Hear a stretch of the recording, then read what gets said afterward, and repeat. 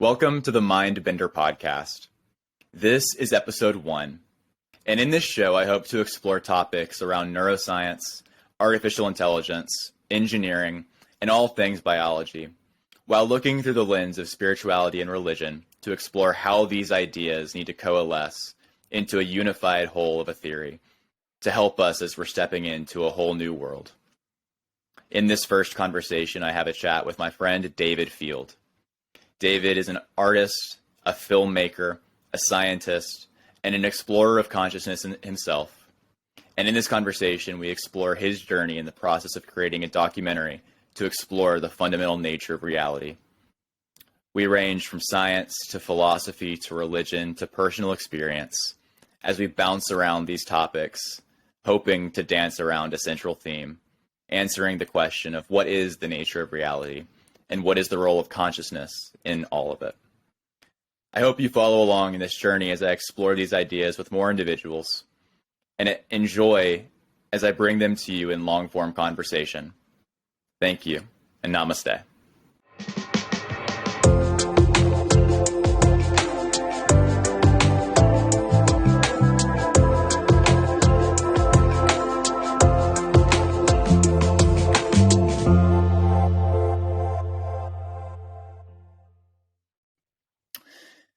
Hey, David. Welcome to the Mind Bender podcast. Thanks so much for joining. Hey, Reed. What's up, man? Really excited to be on your show.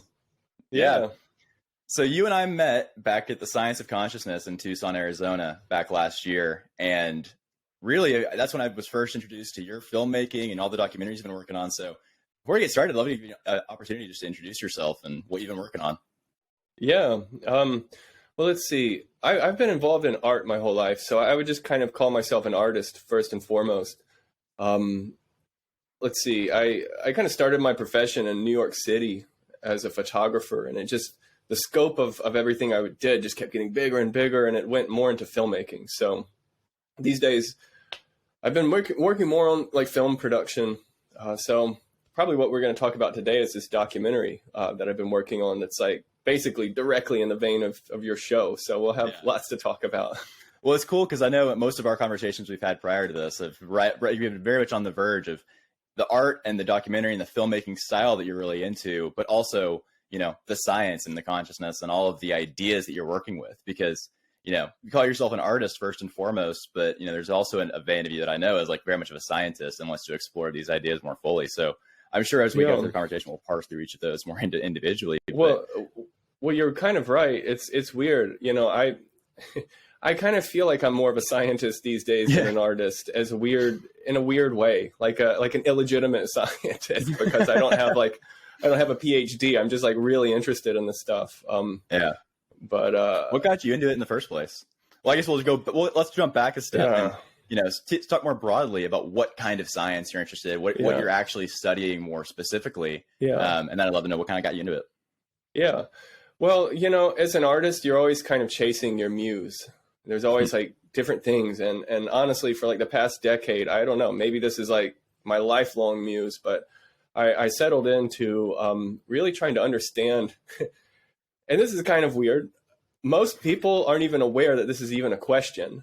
They don't even think about it. They just take it for granted. But what is the nature of reality? And that spans a lot. Right? I mean, that's an epic question. It spans a wide scope. But more specifically, where does consciousness fit into the nature of reality? Because we all have this thing inside of ourselves that feels like a self. And if you're religious, it feels like you have a soul. There's a me inside of there, And the localization of that me is different for everybody because we ascribe different personalities to what we consider our self to be. But this idea of what is, reality and how do I as an individual fit into it? It's not a question most people are even like aware is within you can't even ask that question. It's like people don't even really think to go that direction.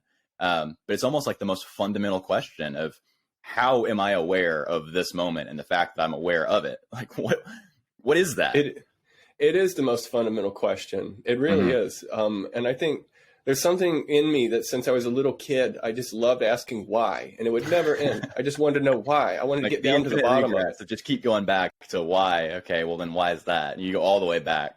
Yeah. So Cool. the exciting thing for me working on this film is I've gotten as far as you can go, really. Like I've like asked why all the way until I've gotten to the edge of like what we know. And it's surprising how little we know, honestly. Like everything in science is built upon a foundation that's likely wrong.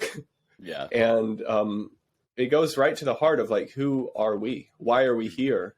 Even bigger questions like what happens when you die? You know, and these are usually questions set aside for religion to answer. Yeah. But you were asking me how I got into this, but a lot of it was the same kind of things that draw people to religion. You know, I was looking for answers, and it led me to this whole subject matter. Did you have a religion background? Yeah. Did you begin asking these questions? I did. I didn't really ask the questions. I just, you know, when you're a child, you're still making sense of the world. Like, is Santa Claus real? Or I know the Easter Bunny isn't because that's hokey, but Santa, I don't know, the Tooth Fairy. Yeah. You know, but it's stuff like God was like one of those things for me that I knew Santa wasn't real, and is God real? And I wanted to believe God was real. There's a part of me now that maybe still wants to believe that there's something more. There has to be something more, honestly, but I just never fully bought it. You know, I grew up Southern Baptist. I was never baptized because I just never bought it. I wanted to. And some of my most fondest memories are, you know, when I was a child and my mom would pray with me at night, you know, and it's hard to let those things go. Yeah. You know, because you have such a sense of not only the identity around it, but an emotional connection to it. You know, it was a huge part of what it sounds like was your upbringing. Yeah.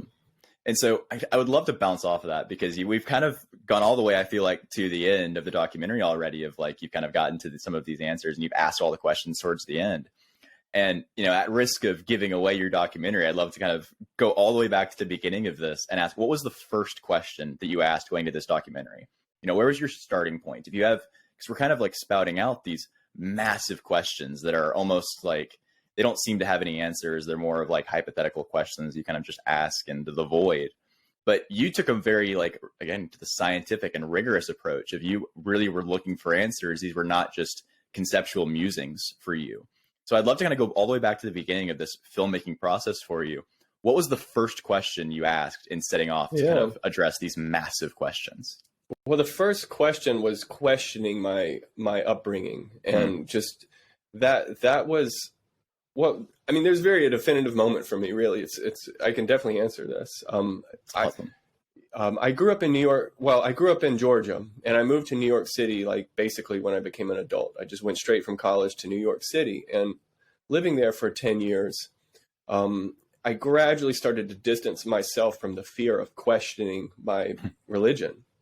And, you know, when you grow up in Christianity, you're going to go to hell if you start doubting these things. It's like the consequences are really serious and it's scary. And most people don't get past that fear. It's the one question also, you can't ask. Yeah. There's a lot of reasons besides that. Your tribe, your identity, your foundation. It's like this thing that you've gotten taken care of and now you've moved on with your life. And to remove that, you're starting over. Yeah. It's the foundation. It's the cornerstone. Yeah. Yeah. I totally see what you're saying. It is. Yeah. So for me, you know, living in New York for a certain amount of time, I just started to be around people from all sorts of different walks of life and places in the world. And I gradually came to realize that my religion was just geographic happenstance. If I would have been born in Iran, I'd probably be Muslim. Or if I was born in India, I'd be Hindu. You know, so I'm only Christian because I was just born in a certain place. And that's like, I just inherited a faith that my parents inherited. And so I just started thinking for myself and asking questions again. And I got into science because I was like, you know, I just want to follow one thing that seems grounded in truth. You know, that's like, I'm not taking anyone's word for it. We can like observe and we can, you know, and I might not get all the answers, but a lot of it is just establishing the questions. Mm-hmm. The question to me is more important than the answer even, but Well, that was kind of the, yeah. Even in asking these questions about religion and about your faith in Christianity, you're almost applying the scientific method to it, of formulating a hypothesis and saying, okay, or even before the hypothesis step, you're stepping back and looking at kind of the a priori assumptions of, okay, why do I believe what I believe? What got me to this point? And to that recognition that it's largely just geographical happenstance. Yeah. That's not an easy thing to recognize or to reconcile with, and it's much more difficult to then move forward in life with that kind of recognition when your foundation's been shook like that. And so I find it really interesting because oftentimes, I've met a lot of people and I've really kind of seen this pattern of you leave one religion and you jump straight into another, just like dogmatic faith-based system, whether that's New Age spirituality or atheism. Those can be just as dogmatic and just as rigorous. And you kind of, it sounds like, took a very different approach of, after coming out of this kind of disillusionment with your upbringing and your religion, you didn't just jump into another dogmatism. You were very scientific about the approach and saying, okay, well, let's take this step by step. And what are some of the first, most fundamental questions I can ask to help fill the void of what Christianity once was in my life? Well, the biggest thing is letting go of beliefs. So someone who's atheist, that's a belief. And, we don't have any evidence that God doesn't exist. So, someone who's atheist is just, they're just trying to get that foundation taken care of so they can move on with their life. And it's just as much of a leap of faith to say that God does not exist as it is to say that he does.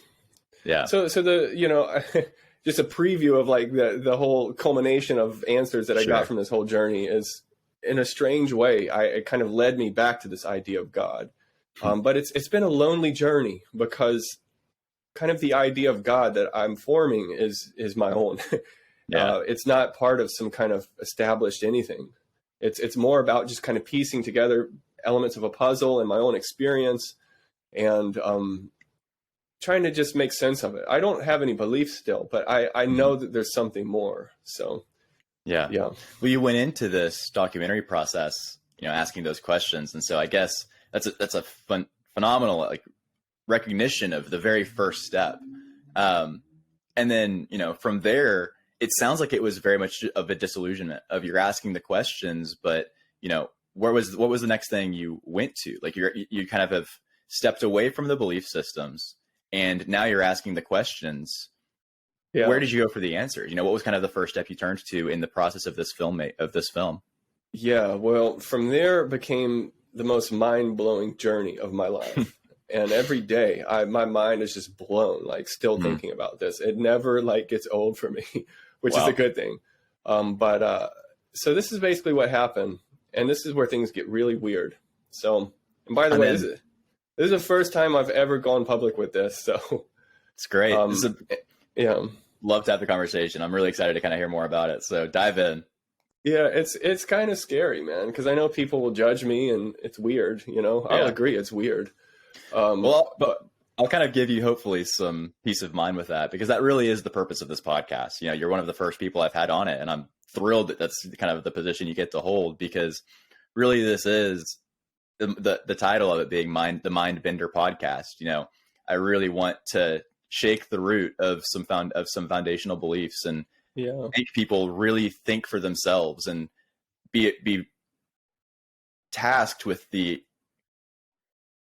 goal of recognizing that these experiences and that these types of things that I'm sure you'll get into, and I'm really excited to hear about, are coming not from woo-woo spiritualists or cult leaders or, people that are way off in unfounded science or spirituality, but genuinely good and kind and intelligent people. This is not fringe anymore. So what you're describing, and even in the process of making this podcast, I have a lot of that same fear, because these types of conversations are going to be recurrent, and I'm going to be sharing some of my own ideas and experiences, and it's terrifying. But that really is the purpose of this podcast. So I'd love to kind of, hear everything you have to share, unfiltered. Yeah. Okay, man. So I mentioned I started getting into science and just asking questions. And And by the way, I think that in and of itself is enough reason to do this. The question is important. Some things in life are just worth doing for no practical reason. And I think life is beautiful. There's a lot of wonder, you know. There's a certain type of person who likes to stare up into the sky at night and look at the stars and feel a certain feeling that you get, you know. And it's not for everyone, but it's definitely how I've always been. So I think the question is more important than the answer, just for the sense of wonder. But yeah, I was asking these questions and I was getting into science kind of stuff. You know, my whole life, like I said, I've been an artist. I never took academics seriously, and I had great teachers, but no one quite grabbed me with some of these concepts the way I just stumbled upon them. But one night I was watching a lecture. It was some kind of fringy theoretical physics kind of thing, but it was just blowing my mind. I mean, it was just like things I just had never thought about. The nature of reality, like what? Like you think these things are just like solved, but it's just like, no, this is actually a question. And it was just blowing my mind. And this is where I might turn off some of your readers because there's sort of drugs involved, but just bear with me. So here's the thing. My girlfriend always had weed. Ever since I've known her, it's like she's not like this total pothead, but she smokes weed, you know, sometimes. And whenever I would smoke weed, let me turn this down. Whenever I would, I don't know if you hear me. You can cut that part out. Yeah, you're good. Anyways, yeah, whenever I would smoke weed, I would get way too high. It just wasn't. I would be like catatonic, you know.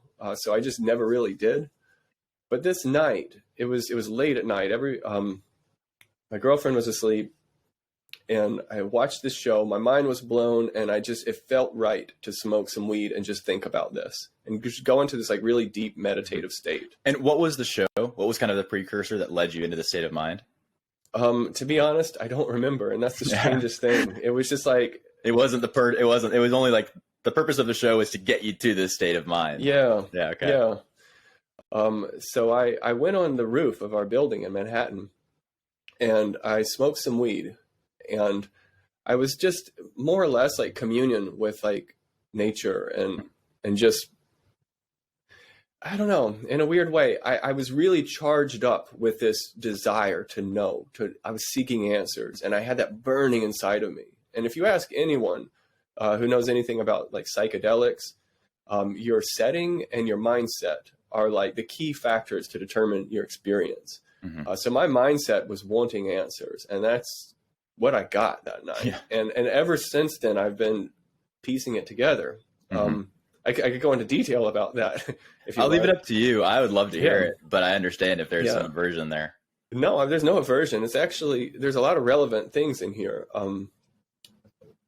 The strangest thing, and this is like a synchronicity almost, if right before I smoked weed, I was going to listen to music. I had my iPhone with my earbuds, and I remember looking on my YouTube, and there was a suggested video of like binaural beats. Okay. And I don't know, your viewers might not know what binaural beats are, but they're basically tones. Yeah. There's a science to it. There's actually something physiological that happens where there's like a rhythmic thing that entrains your brainwaves into a certain coherence. Well, if I might interject, I don't want to cut off your story, but this is something that I've actually studied in depth. So to give a little bit of context here to the function of binaural beats, it's essentially, you know, I'm not saying anything you don't know, but for the benefit of the listeners, you listen to essentially two split frequencies. So you might listen to 400 hertz in the right ear and 404 hertz in the left ear.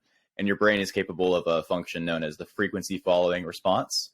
But you have this binaural pathway in the brain that will actually split that 400 hertz sound and the 440, the 400 and the 404. And your brain will actually interpret that as the delta of 4 hertz.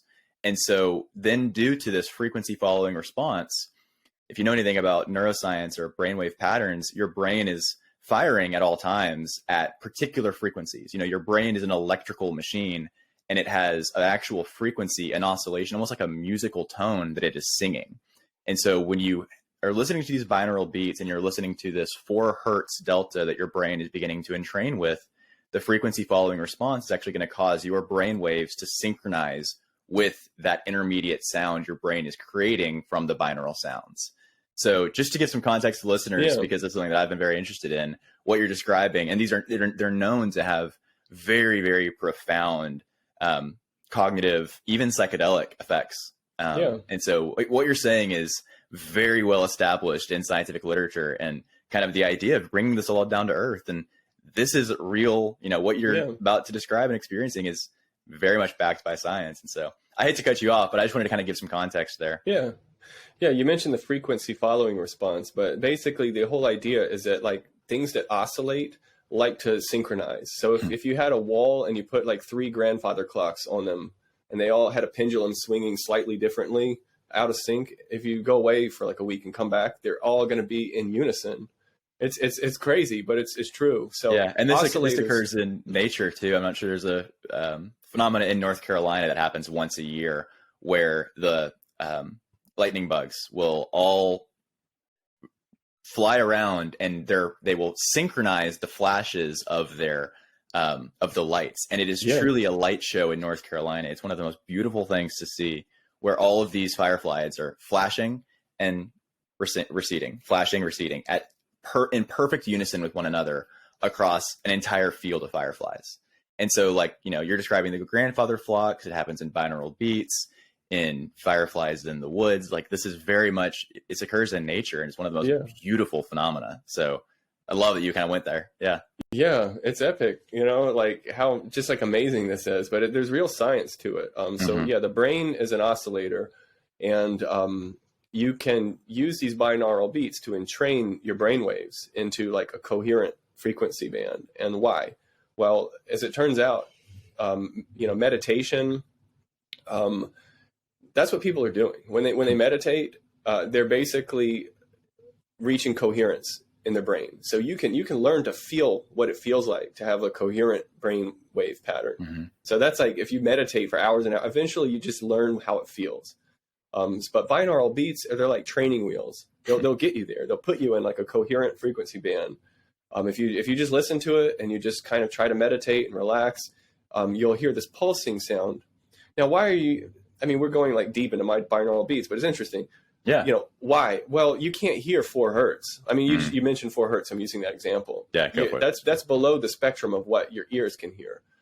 So that's why we do it. You have we can hear 100 hertz. So if you had 100 hertz in this ear and 104 hertz in this ear, what happens is your brain, there's 2 hemispheres of your brain, and one corresponds to one ear and one corresponds to the other ear.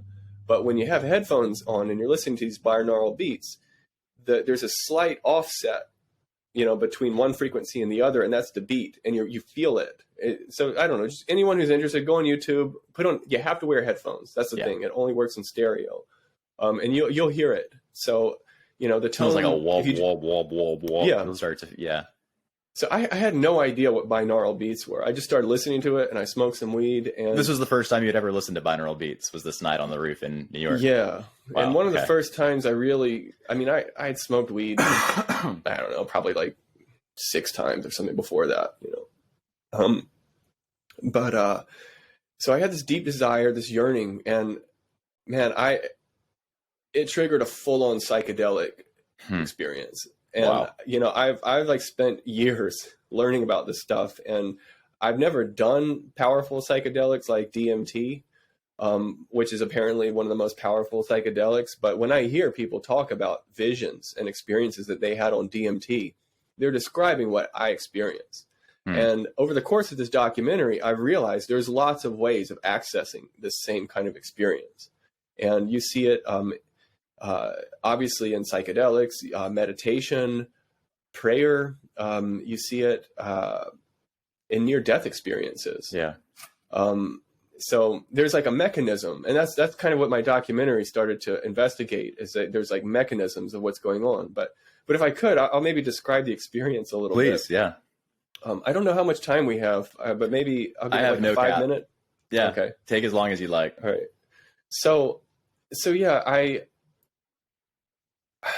was on my roof, and I was overlooking like the New York City skyline, and I started feeling this kind of tingling sensation coming on, which is just how it feels to start getting high. And I started seeing a neon hexagon emerge in the foreground, like just over the sky. And simultaneously, I was feeling myself vibrating. You know, I was listening to these binaural beats, and it was really entraining my brain waves, and not just my brain, but my whole body. And I know it's not a hallucination because it manifested in like a really physical way that I know you could measure. Because I remember I was sitting kind of in a meditative posture with my head tilted down a little, and my jaw was relaxed, and my teeth were just barely touching. And the vibrations going through me when my teeth would actually touch, it would be like it was vibrating. It wasn't like I was shivering. My teeth weren't like, I mean, it was like hypersonic. Was it like a very subtle vibration, or did it feel more like an energy, like an voltage energy being passing between your teeth? It was like a current running through my body, and, wow. and it was like a real thing because my teeth were vibrating in a way that they shouldn't have. Probably have never had before that.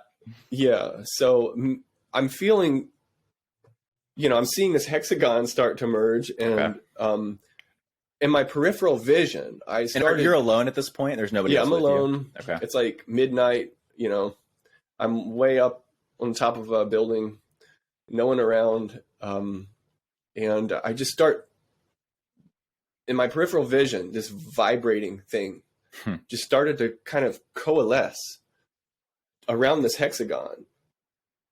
And then the next thing I know, it was the back of my head. And wow. this shape that was like, it was like coming into focus, a different point of view that was not in my body. I pulled away, and I was the back of my head. I was looking at myself from the third person. And you're seeing the back of your head, literally as if you were a person standing behind yourself.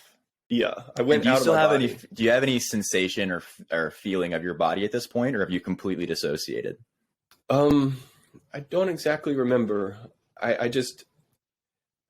was in the process of dissociating. What was happening is, as that was happening, meanwhile, so I went outside my body, but as that whole thing was happening, that neon hexagon started to actually take on depth. And I realized that it was a lattice. It wasn't just a shape. It was like a 3-dimensional lattice that I was starting to become aware of, that was evolving and growing, like this hexagonal lattice. And it was starting to overpower my vision of the outside world. It was just this lattice and me suspended in the middle of it. By the time I left my body, I was like floating in this lattice. And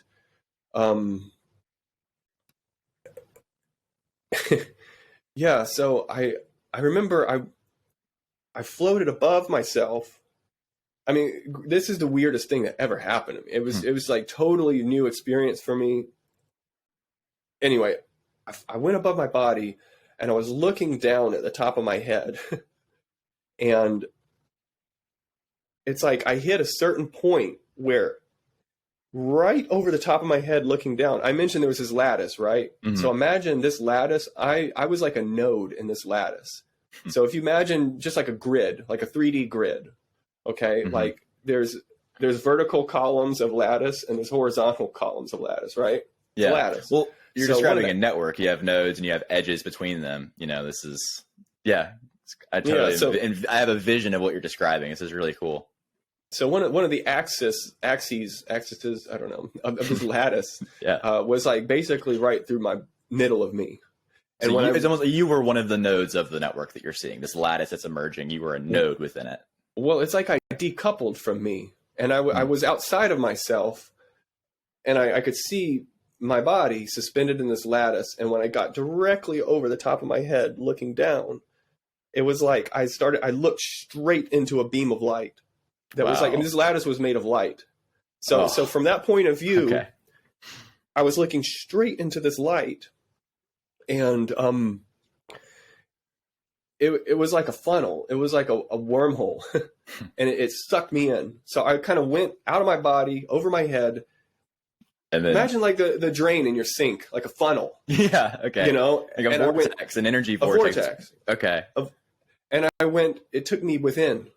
And it's like I went into the center of my being and emerged on this other side. And on that other side, it was not the world that it was like a totally different reality. And the way part of this was like seeing in a higher dimension, like I was seeing in a higher spatial dimension. And I saw this symbol that I wasn't aware of.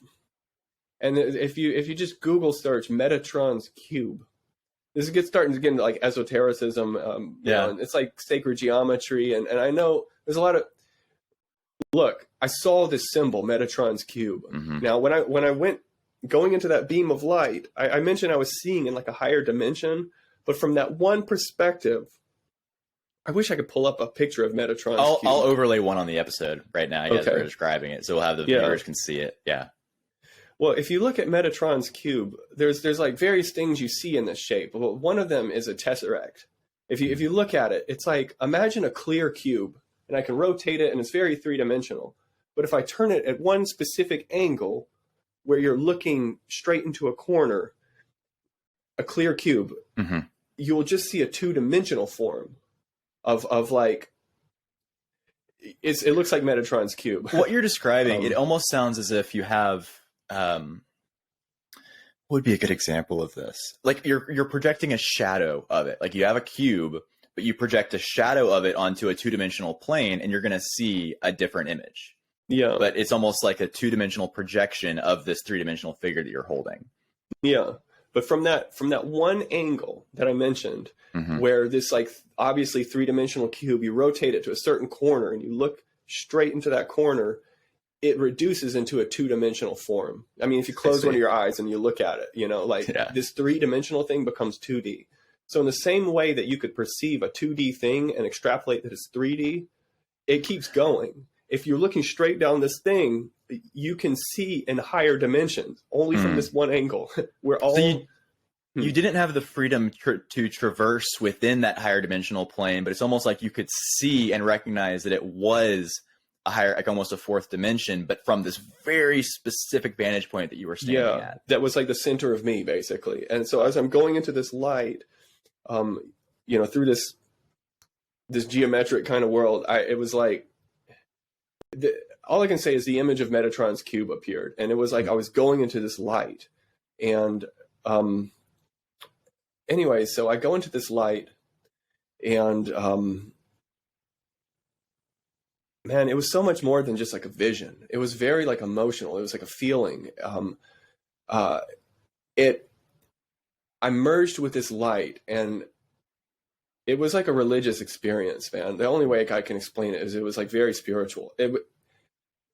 It was like I was in the presence of God, whatever that means. I'm not saying Christian God. I'm not saying like any kind of, but whatever God means to you, that's what it felt like to me. It felt holy. I felt like I was in a sacred place. Space. Yeah. Yeah.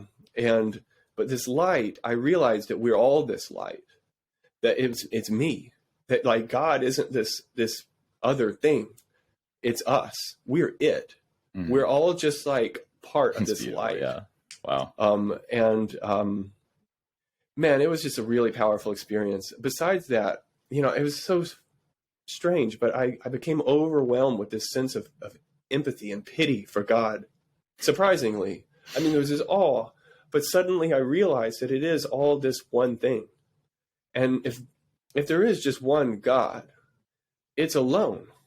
It's eternally, forever alone.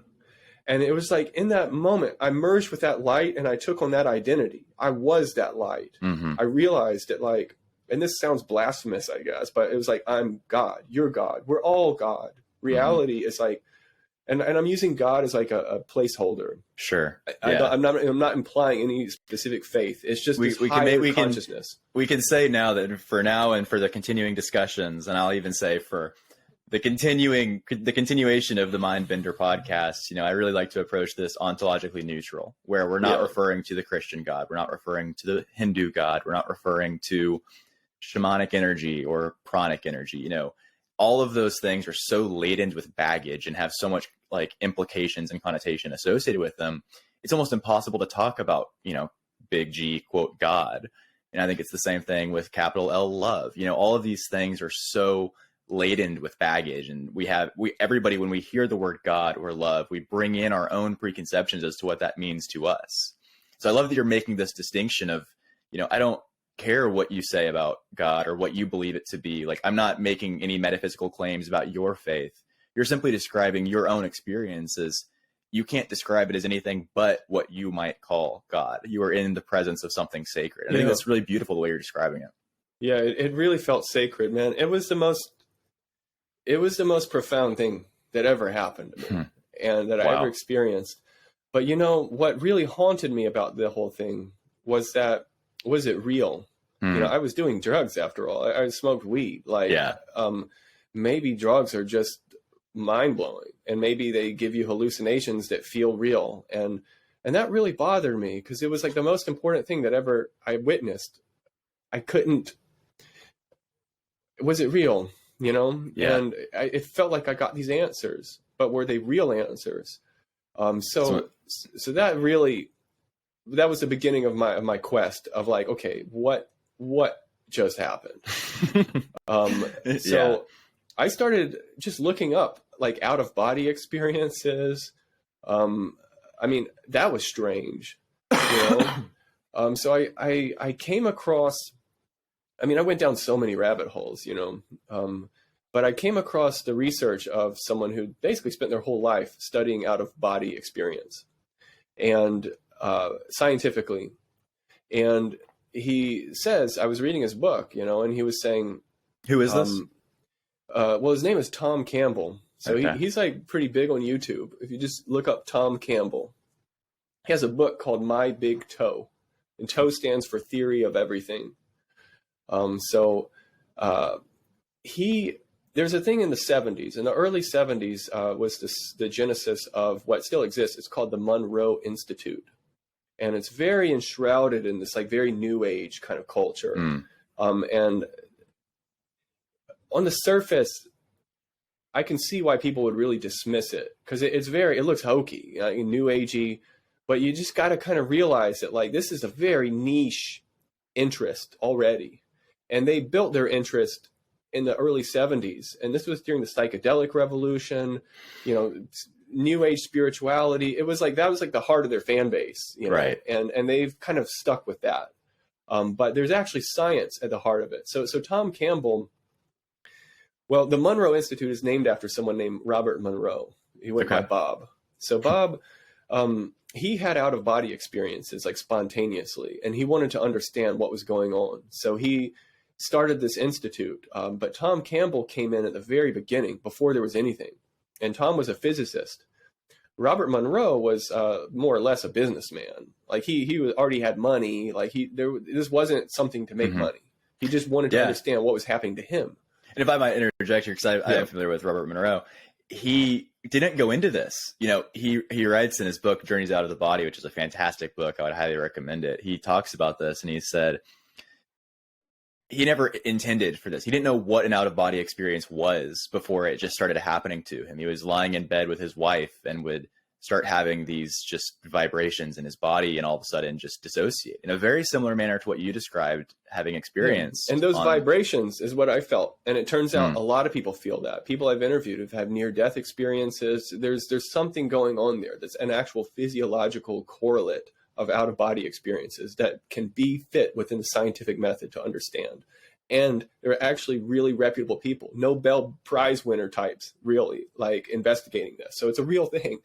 So the out-of-body state, so Robert Monroe wanted to know what was going on. So he started basically a lab, and a young, recent graduate named Tom Campbell basically volunteered. And the one condition was like, I'll help you with electrical engineering and setting up, science lab, but you just got to teach me everything you know about going out of body. So he became Robert Monroe's like protege. And Tom already had experience meditating. He was involved in like transcendental meditation, which was like blowing up on the scene around that time in the early 70s. But anyways, they made a science out of it. And even to this day, the Monroe's Institute still exists. But they started just studying, out of body states. And one of the things that I learned from Tom was like, if you're wondering, maybe this happens to you spontaneously. Maybe it only happened once. Maybe it happens more than once. But if this happens to you, you want to know, is it real or not? Did I really go outside of my body, or did I hallucinate that? Well, guess what? You can do tests. Next time it happens to you, if it does, go somewhere. Don't just float and like look down at your body lying in the bed. Go somewhere and observe something that you wouldn't have access to. Like, I've never seen this room that you're in right now, I don't think. So I don't know what's on the other side of that camera. But that could be like one thing, right? Like, what's on the other side of the room from Reed? Like, and let's just... And you set that in your mind before you go to sleep and say, I'm going to, if and when I have an out-of-body experience, I'm going to go and test exactly that. Yeah, I'm just going to try to observe something that later I can like check, like confirm, like Reed. So is on the other side of your room like this, I don't know, big poster with like a checker pattern and like, you know what I mean? Like something like that. Yeah, you can validate with somebody that you're familiar with. Yeah, so I actually did that. And really? This is where things get really weird. So I'll interject here because you had described this initial experience of out-of-body experience. And so what you're saying now is that that was just the first time. This was something that you continued to experience. Yeah, that's another point. The strangest thing is this was repeatable for me for like at least a year, maybe a year and a half. Wow. And even up until like, not so much anymore. But in the very beginning, it's just a tolerance thing. I didn't have any experience smoking weed back then. So if I just had like one little puff, it would hit me like insane, like, whoa, but basically every time I smoked weed, I just kind of repeated the same ritual. I wouldn't do it every time. It was like maybe every other week. I felt in this kind of mood, and I would just kind of have communion with this thing that I was trying to figure out. Wow. And it happened the same way every time. So when I saw Tom Campbell's advice of like, do some tests, I decided I would do it. So I went to my roommate at the time, and I gave him an index card and a Sharpie marker. And this was like immediately after reading Tom Campbell's book. Cool. Okay. And I had the same kind of energy, almost like manic, but I'm not this like manic depressive guy, but it was like almost like a maniacal kind of energy like excitement that I had when I watched that one lecture. And now I had that same energy buzzing in me of like really wanting, and that was important, to like really have that burning desire in my subconscious. So I give my roommate an index card and a Sharpie marker. It was midnight. And I just say, look, in 30 minutes, don't ask any questions, but in 30 minutes from now, I want you to write a number on this card and put it on this spot on your desk. And then I'm going to come back down and knock on your door and hide the card. And I'm just going to try to guess what it is. So I went on my roof of my building, and I went into this trance, and I the same everything, started, the lattice started to emerge. I went outside of my body, and I was hovering over that light. And this is where I would basically go into this other dimension and depart from this reality and just, commune with all like totality. But in that moment, I focused my intention on going into his room. And it was like, so instead of going into the top of your head, you decided instead you're going to go. I went into the light. So you still did go into your body. And then from there, it was focusing on the room. Okay. Yeah. It was like the moment I dove into that light, it was like diving into a dream. And just like when you dream, like things look real, it's like that's how it was, but I was awake. So my eyes were open, and I was not seeing the world around me. It was like I was right outside his door, and I just went through it like I was a ghost. I went through his door, and I'm in his room. And what I'm seeing isn't like with my eyes, right? It's like in my mind's eye. So I'm not seeing, it's more like holographic than anything. It was like I was seeing like a hologram of his room and a hologram of him. And I just remember, it's not like great resolution. It wasn't like so vivid, but if I focused on one spot, I could resolve it better. So I tried hovering over that spot on his desk, and I just wasn't seeing it. But then I just sharpened my intention, and I was like, no, what is the number on that card? And the moment I asked that intention, it was like too easy. I saw it. It was like halfway through even forming the thought of like, no, what's the number on that card? I got like a flash. Wow. Of the number 16. But it happened so quick that I almost didn't see it, but I did. To me, though, it looked more like 11. My gut feeling was 16, but I instantly was like, wait a second, that looked like a number 11. And so you had the gut instinct, you had the gut reaction that was telling you one thing, but then your rationality came in and convinced you of something else. Wow. That's really and then I started cognizing it, and that's where the whole thing fell apart. Because as it turns out, you're not supposed to be thinking. When you're meditating, you're not using your cognition. You're using some other aspect of your consciousness. I just started kind of intellectualizing what was going on. The whole thing dissolved. You know, I could even try to be like, was it 13? And I could imagine with a 13, you know. But I was like, you know what? The first thing that came to me was 16. But maybe it was 11. I don't know. I go downstairs. Keep in mind, I'm high. I'm really stoned. I knock on my roommate's door, and I'm just like, okay, give me 2 guesses. My first guess is at 16. And he just kind of started laughing. And he lifts up his computer keypad, and there's a card with the number 16 on it. But it's not just that I got the number right. It's how it looked. It looked like an 11. It was a long 1 and a long 6 with a little loop at the bottom. Like, people don't draw. He's trying to trick you. I don't know. Maybe it's his handwriting. I don't know. But it was like the way he drew an 11 was like close, or a 16 was like, it looked like an 11 with a little loop at the bottom. Okay. That is wild. Yeah. And that's, dude, you think it's wild. I'm telling you this, right? But like, this happened to me. I was there. Like, that was the weirdest moment of my life. Yeah. And I just remember, I was like, oh my God, this is real. And the next week of my life was like surreal, man. I can only imagine. Like, that's insane. It put me into a bit of a psychosis when this happened. And as it turns out, this is just like normal. When people have some kind of transcendent experience, it shakes you. And, well, anyways, you could still say what is a coincidence, but this happened 3 times. And I'll just go into one other one. I'll give the short version. Sure. This is like months later. I was just on my rooftop, and I wasn't trying to do any experiments. But at this point, you know, it was kind of becoming just like a regular thing, like maybe every week or something. And I was just really missing my family. I was feeling homesick, and I was thinking about my dad. And I smoked weed, and you know, it's kind of a similar thing, but I got a flash of my dad behind a stove in his house, in the house that I grew up in. He still lives there. My mom, I saw my dad wearing a red vest, and the feeling that it felt real. The same knowing, it was like the same sense when I saw that 16. Mm-hmm.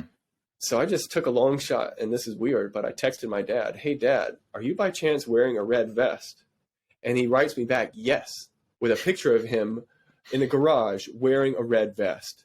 Now listen, my dad is a retired United States military colonel. He's a doctor with a staff of like 25 people. His reputation is like impeccable. He wouldn't lie about this. So there's people in the world. This isn't just me making a story. There's people in the world who will confirm that this really happened. Now, I'm not convinced that even now, there's still a part of me that's like, maybe this was a coincidence, you know, but man, it's so much more than like a vision. It's like the whole experience. I had to start seriously considering that this is real. So I would say that galvanized my quest for answers. After that happened, I could not turn back. The world, it's an unbelievable way to set off on this expedition of the documentary you've been creating, because with that kind of mission behind it, of you've had this experience and you're borderline psychosis, and I say that, you know, from a place of relation, because it was a very different experience, but kind of the same idea of one of these transcendent, unbelievable, unexplainable experiences that, like, okay, there's no way that was real, but what if it was? And then leading this whole expedition of, you got to find out more about it and learn. And so, like, to have that momentum behind it to start off, unbelievable way to start this journey. Yeah. I mean, it is unbelievable, and it's so unbelievable that I don't even believe it hardly, but yet it happened. And now, I started working on this documentary like years ago, actually. It's just been such a long journey to get this off the ground. How many years? Because I mean, at least 4, you know, Wow. but this whole quest has been maybe like 8 years, you know. So this experience was about 8 years ago then? Yeah, about 8 years ago. Okay. And believe it or not, and this is the crazy thing, it happened on Pi Day, like March 15th, like 3.14, whatever like pi is, it happened on March that date. 14th, yeah, 3.14. Look, take it for what it is. But That's anyway, so cool. but yeah, so forget where it was. So I'd love to, I mean, if there's, I'd leave this something you space open mentioned if right there's before. more about the experience to share, but really kind of, I'd love to jump from there. Yeah. And, you know, so you have these questions, you have this burning, you have to find the answers to this. Was this real? What are other people in the world saying about this? Is there research being done into consciousness at large and the science of it? So where did you turn? You know, you have this question. Where did you turn for answers? Man, aside I from went Tom down- Campbell and the Monroe Institute. Yeah, I went down so many rabbit holes, and you know, those are some pretty fringy rabbit holes, and that's where I kind of started. I started like going down some really fringy rabbit holes, and you know, I kind of remember what I was going to say. This is, like I said, this has been a long quest, and working on this documentary, many years have passed, and now I'm more or less a detective trying to piece together something that's not exactly my own experience anymore, because it's so long ago. Mm-hmm. The weight of that moment, all the emotion has kind of faded away. And I'm just left with like how any other person would be, of like skeptical of the whole thing. But I have my journals. I journaled everything really detailed. You know, I mean, they literally are like the journals of a madman. You know, but I journaled every little detail of this experience. And, you know, stuff like the number 16 and my dad's red vest. These are things that I can hold on to. That's like, you know what, that is real. That really happened. Well, and I think to give yourself some credit here, because going back to before even the out-of-body experience and the actual rigorous testing of the scientific merit behind this, you know, I think it's important not to overlook the experience of what you were describing, of just the emotion of it. Before you had even had the out-of-body, you know, experience of testing the validity of it, when you went into that space in yourself, you entered into that light in your chest and became one with it. As you described, and I hope to not put words in your mouth, but as you described, that sense of just overwhelming love and sense of unity and sacredness of that experience of being in the presence of God, I would say that's more important and more of a validation of the experience than the actual scientific merit of it. And, you know, that's the scientist in me like gets so angry at myself when I say that. But speaking from personal experience, from just the way you've described it in yourself, the weight that leaves on you, you know, this is like from a Jungian analysis of this, like of the phenomenology of it. Like you can't deny that happened and that you had that experience and felt that way. So you can rationalize it away as attributing to that sense of compassion and love and oneness to something else, or even just to the weed. But it's still a grounded truth that you experienced it and you felt it. And it's important not to discount that, because those experiences are the transformative impact they can have on a life is undeniable. And so I think as you're describing this, what really strikes me about your experience is not just that you went into it with such a rigorous capacity to, I'm going to test this, I have to find out if this is real. But even before you got to that point of just the way you described the weight and the magnitude of the experience in your own psychology, you know, that matters. And that's really important. The way I describe it as an analogy, like a metaphor, is imagine living your whole life inside of a shoebox, a closed shoebox. And that's your universe. That's the world that you know, that you're comfortable with. Now imagine one day somebody lifts the lid, pulls you out, waves you around the room and says, look, there's all this out there. The shoebox is not the world. Here's the world. And now they put you back in the shoebox, close the lid. Now live with that information for the rest of your life. Now it's that I've never experienced real trauma, you know, so I can't say it's like traumatic, but the same kind of, I can't stop thinking about it. It's almost led to like dysfunction in my life.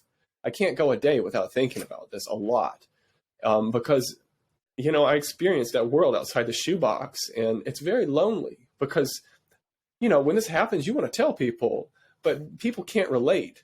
And you know, you just become weird. And I became strange. You know, I would talk about this a lot. Yeah. And, you know, But yeah, so the weight of this moment is very profound. But like I'm saying, years passed. Part of the reason why this quest is taking so long, why the documentary is taking so long, I had to learn like theoretical physics. I had to learn neuroscience. Like, I'm an artist, man. I didn't excel in academia. But I had to learn quantum physics, cosmology, philosophy. I mean, I'm telling you, man, the amount of time that people go ahead. I was going to say, and as you described, you never had any teachers in your education growing up that really gripped you with this material, so you never had the desire to dive deeply into it. It sounds like this experience was the fire lit under your ass you needed to become interested in those things. Yeah. It really was, man. It definitely was like a motivation and like a thirst and like, for answers. It was like unquenchable. And, YouTube is great. The internet, you can learn anything, and the thing about, I'm not good at math. I can't like do equations and things, but you don't have to do that to understand it.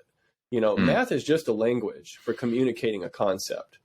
And, if you have someone like, let's say a mathematician like Roger Penrose, he knows like twistor theory and all the dynamics of it, and he can do the calculations. Let him do the calculations. Just give me the cliff notes. What does this mean? What is happening? What does it mean? That's all you need to know. You don't give me an intuitive understanding of what's actually happening under the surface here. Yeah. I'm a testament for like someone who's not exactly like that bright, that high of IQ. If you're interested enough, you can learn this stuff enough to just understand. So that's what I started doing. And like I said, I started with like a lot of kind of fringy rabbit holes, but then I started going into like mainstream stuff. It's just such a deep journey. But it led me, it was kind of, this became this like odyssey of like everything, like I said, from physics to neuroscience to philosophy. It led me to what I've discovered as like the deepest mystery underlying science. And that's kind of where the journey is. It's like poking around this question. And so, let's see, there's this thing, I don't know. Tell me if this starts to get boring. No, I dive into it. This is where I'm fascinated. And as you're describing it, okay, so you had this experience that led you on the quest. You started with the fringe ideas that really explained it most directly. And then you kind of begin venturing out into the mainstream that is more tangentially related. You can't get a description of your experience in the mainstream, but with the understanding and the foundational understanding you had kind of built up, you can begin to see how some of these mainstream topics like quantum physics and cosmology and psychology directly relate to your experience. And so following that arc, I'm fascinated and kind of like to what that led you to. You say asking these questions, what did the question that you were asking change following up these experiences? And then where then did that lead you in terms of the mainstream and the actual work you've done for this documentary? Yeah, well, it ignited in me the question of what is the nature of reality? And this gets into a field of like philosophy. It's like ontology. It's basically, and this is in the beginning you said, let's be ontologically neutral, but it's like an ontological quest for me to like understand what is the nature of reality. This experience that I had, was it real? If it's real, then what does that mean? For instance, if I went outside of my body and observed something, my consciousness isn't in my brain. It's like, I'm not my physical body. I went somewhere else. I'm something transcendent of this brain. These are implications. If I'm something transcendent of this brain, what happens when my body dies? Does that, you know what I mean? This starts, it brings the rabbit hole. Yeah. It leads to more questions than answers.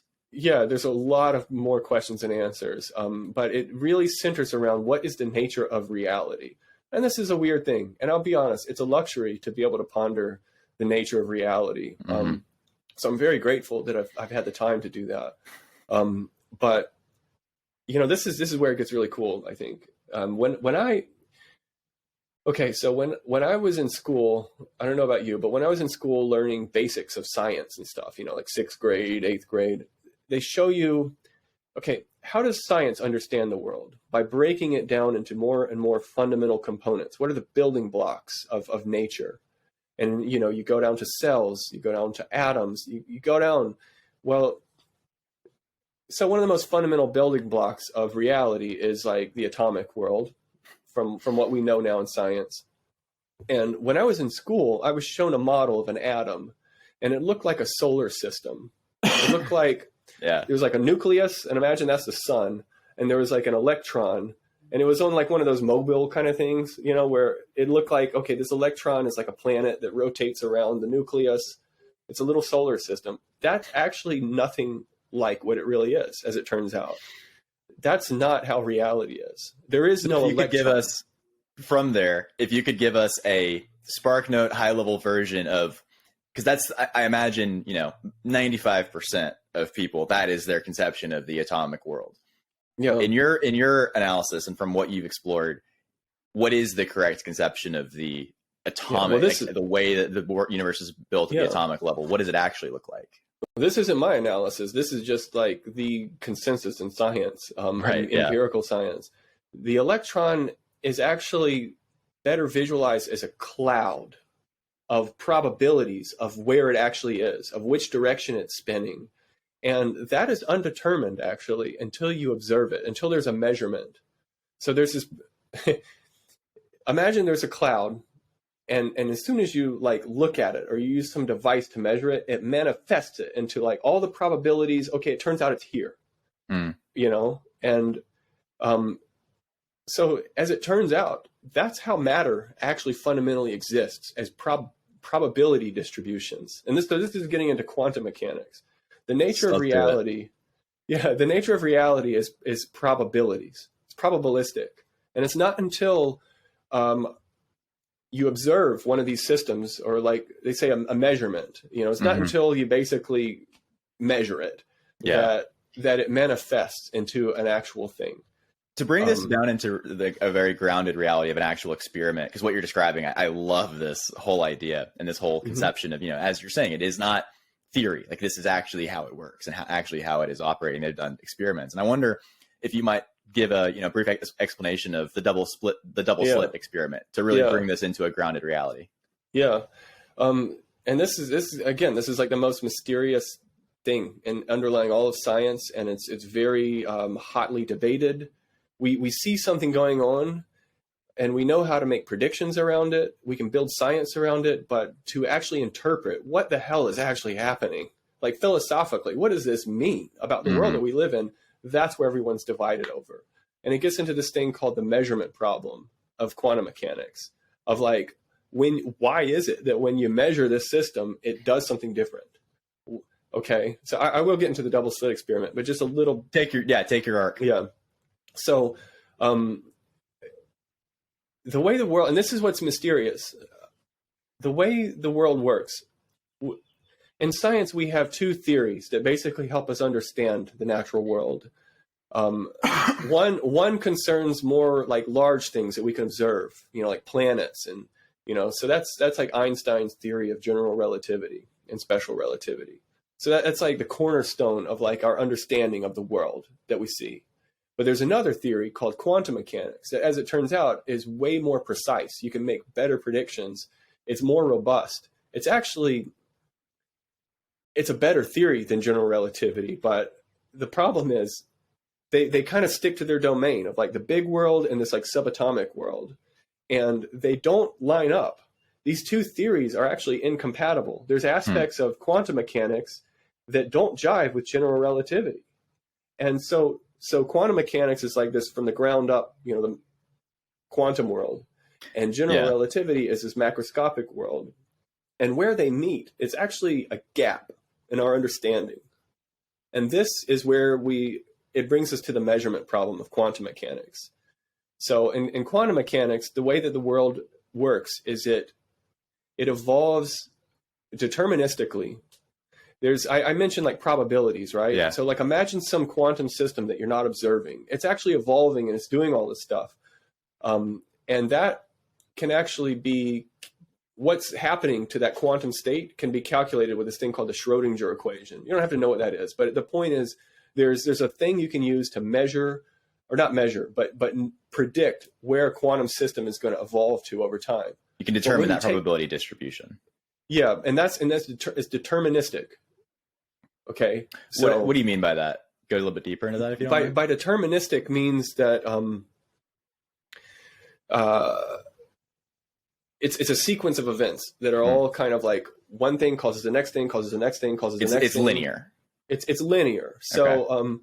you know, and this will be like a digression, but this is kind of one of the problems of like our understanding of the universe is that mainstream science says that we live in a deterministic universe, that the universe is essentially a computer. That, you know, what is a computer? A computer is something you give it an input, it does a calculation, and it gives you an output. So an input would be the state of the universe at this precise moment now. Okay, the calculation would be the laws of physics, and the output would be the state of the universe a moment later. Okay. So on that grounds, the universe is like a clockwork, deterministic machine, a computer. And so the implications of that are, you know, let's say the Big Bang really exists, and that's like a thing.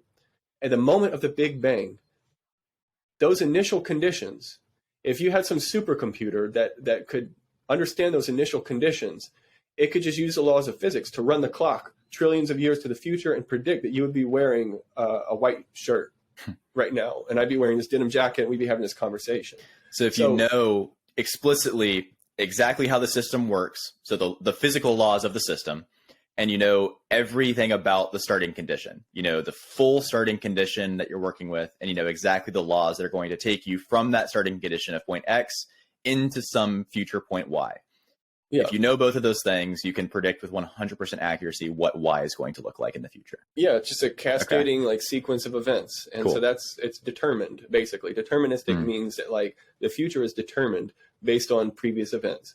So going back to quantum mechanics, we use the Schrodinger equation when we're thinking about quantum systems. If we understand basically the state that they're in right now, and we just like let it run, the Schrodinger equation calculates like how all these probabilities, it's a very deterministic flow. Now, the moment you actually take the measurement to be like, okay, now what does it actually look like? It breaks continuity. The strange thing is when you observe something, when you measure something, I mentioned that electron is like a probabilistic cloud of where it could be. When you actually measure where it is, it might be here, it might be here, it might be here.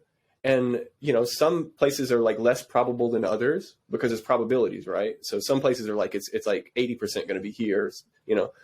But the thing is, where you actually observe that electron when you take the measurement is random. It's not deterministic. And then from that point on, it's manifested into the regime of Einstein's like general relativity, like big things. You know, we know it evolves, again, according to a deterministic flow. So general relativity is deterministic. Quantum mechanics is deterministic. But making the measurement, observing something, for it to manifest from the world of probabilities into like an actual tangible thing, that instant of the measurement is totally random and non-deterministic. And that's that gap that you were describing. So you have the micro of the quantum running up towards the macro. You have the macro of the cosmic running down towards the micro. And where those things meet is observation. It's a point of measuring the state of the universe with instruments, with observation, with human consciousness, a way of observing what's going on in the world. Yeah. That gap is not deterministic? That it's not deterministic. Okay. Wow. And what is going on there? I've never heard it described like that, and that's a beautiful conception of it. Well, now people have tried to explain it in a deterministic way. So like I said, we know that this is happening, but we don't know what it means. So physics, this is where it kind of gets into philosophy of like, well, what are the implications of this? What is this saying about the natural world? Like when I look at something, it manifests into a physical thing, like surprisingly. And when you're not looking, it does something else. Like, what does that mean? That's where it's very debated in science. And this is like the deep question underlying the nature of reality. It's called the measurement problem. So it's really encapsulated in this experiment, famous experiment called the double slit experiment.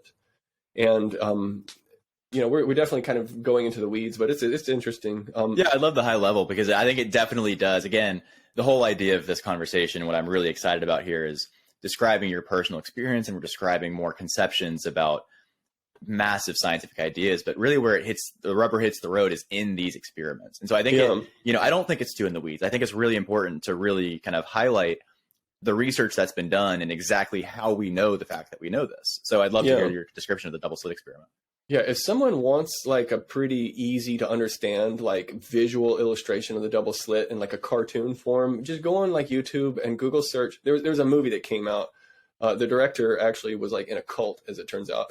But the movie is called What the Bleep Do We Know? And there's like it's like Mr. Quantum double slit. If you just like Google search like What the Bleep double slit, is it a single image?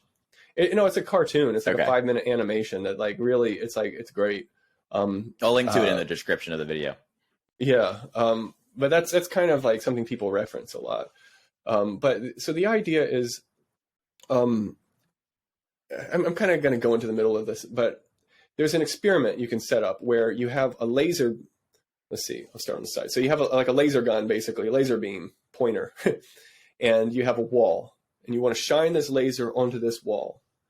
Now in the middle, you put a barricade with just one slit. So when you shine a laser through the slit, it goes to the wall. Okay. Now, if you have two slits, something strange happens. When you okay, what's going on actually? When you shine the laser, a laser is like coherent light. It's like light beams that aren't scattering they're just going in a straight line. Mm-hmm. So you're basically firing photons, which are like electrons essentially. You fire like photons straight. You can do it one at a time. They can set up this experiment so that one photon at a time fires through in a straight line through the slit to the back wall. So the question is, it really comes down to what is the nature of reality? Is it like physical, or does it behave like particles, mm-hmm. or does it behave like waves? Yeah, that being the real question of, is it wave or is it particle? Again, that's kind of the question of light. Is light a wave or is light a particle? Yeah. Because we see it behave like both. Yeah, imagine the same experiment in like a bathtub. Imagine you just have like a piece of like a barricade you put in the middle of the bathtub, and it has two slits in it. And on one side, you just kind of like push the water, right? Now those two slits, all right, now let's kind of go like this way. Okay. So now imagine this wave is going and it passes through the two slits, mm-hmm. and it'll turn into two waves. Because it has like, you know what I mean? Like once it goes through the slits, you get two waves. It's going to fork almost, yeah. Yeah. So those waves have like a ripple to them, you know?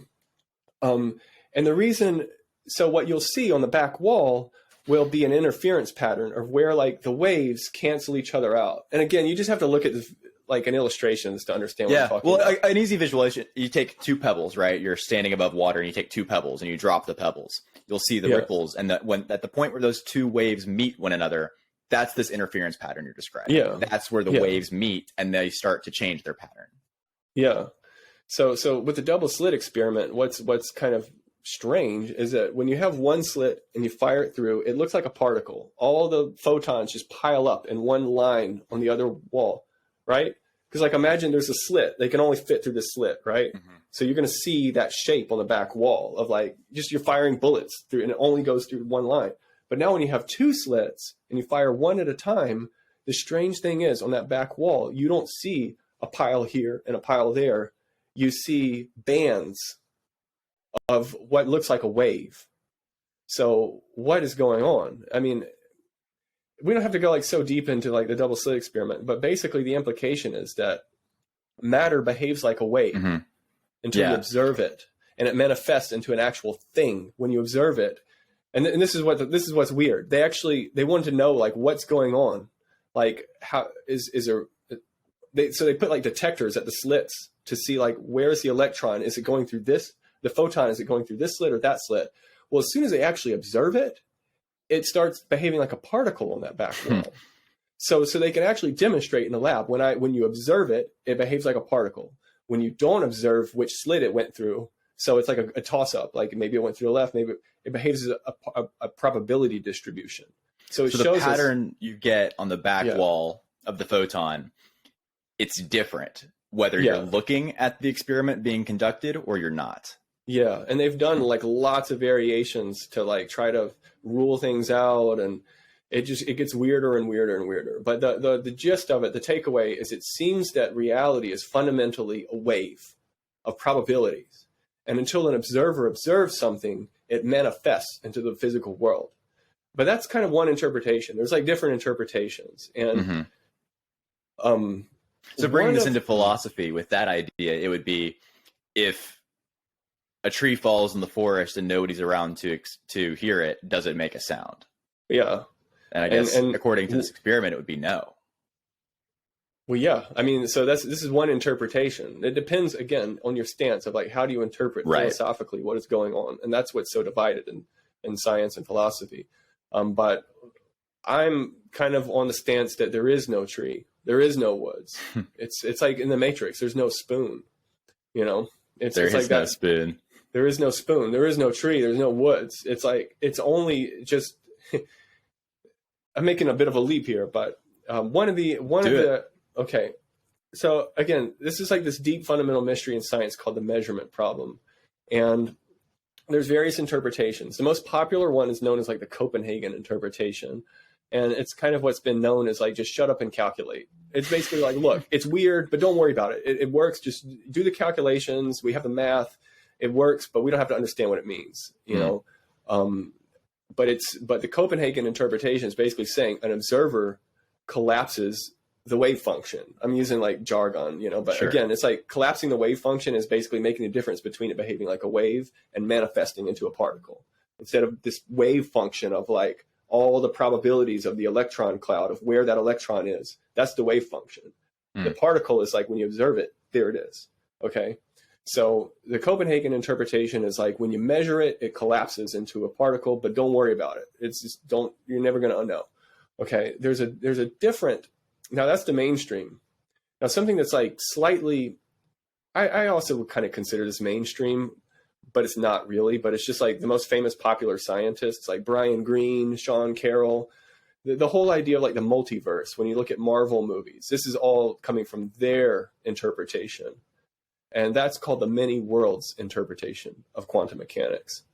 So the idea is not that like when you observe something, it collapses into this one thing.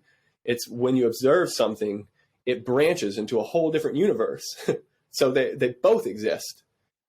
But see, to me, that theory, that interpretation of quantum mechanics is just absurd.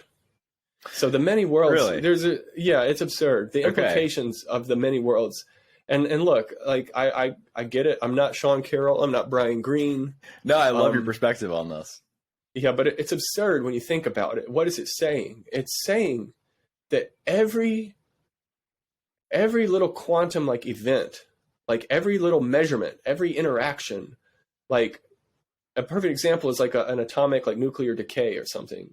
Now, in your body, this is happening probably, I don't know, but like all the time on like subatomic scales. Like every time, let's just say in any like nanosecond, it's happening probably like millions of times in your body. Yeah, every atom and every cell is undergoing some kind of decay. Yeah, so every little event like that, just in your body alone, is spawning a new universe. and within that universe are other... It's an explosion of universes. It's not just it's like exponentially, like out of control, like unlimited, infinite.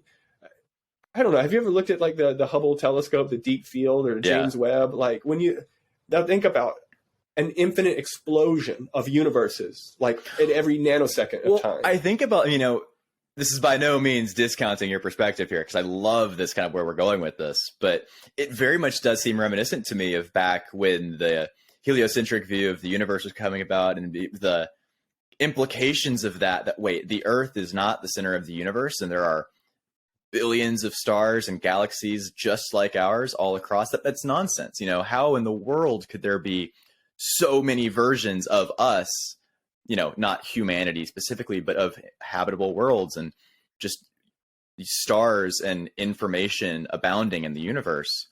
You start to look out, as you're describing, into the James Hubble telescope, and it's seemingly infinite. How could there be that much complexity in the universe? Yeah, but this takes infinite.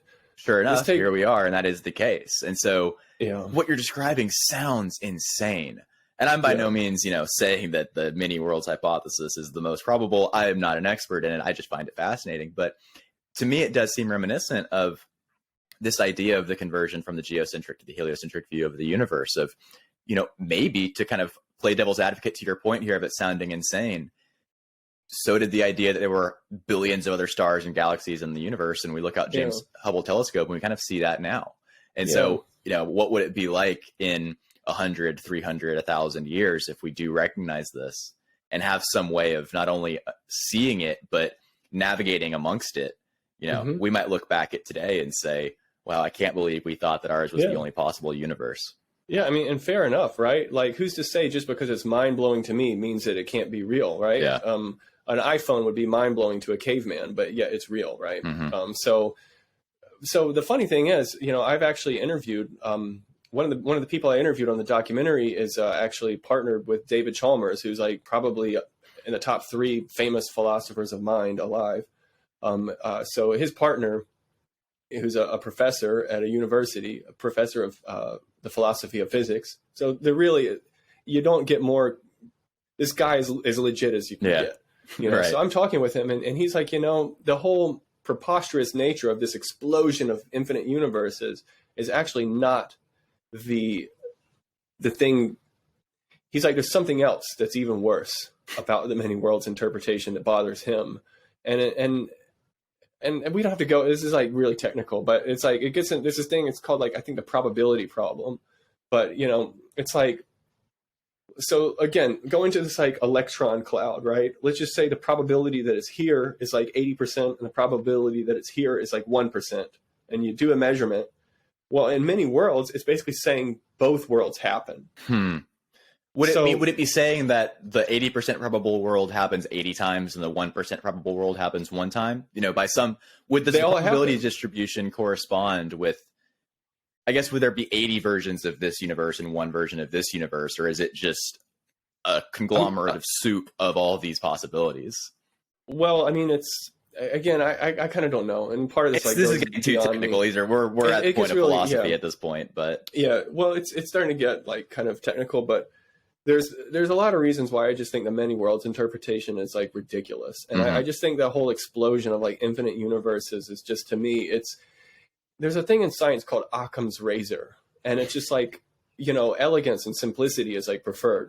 E equals mc squared. Boom. Like that's like so powerful. It's simple. It's not like 20 pages, right? Right. So this idea that like the universe, it's not economical, man. Like, so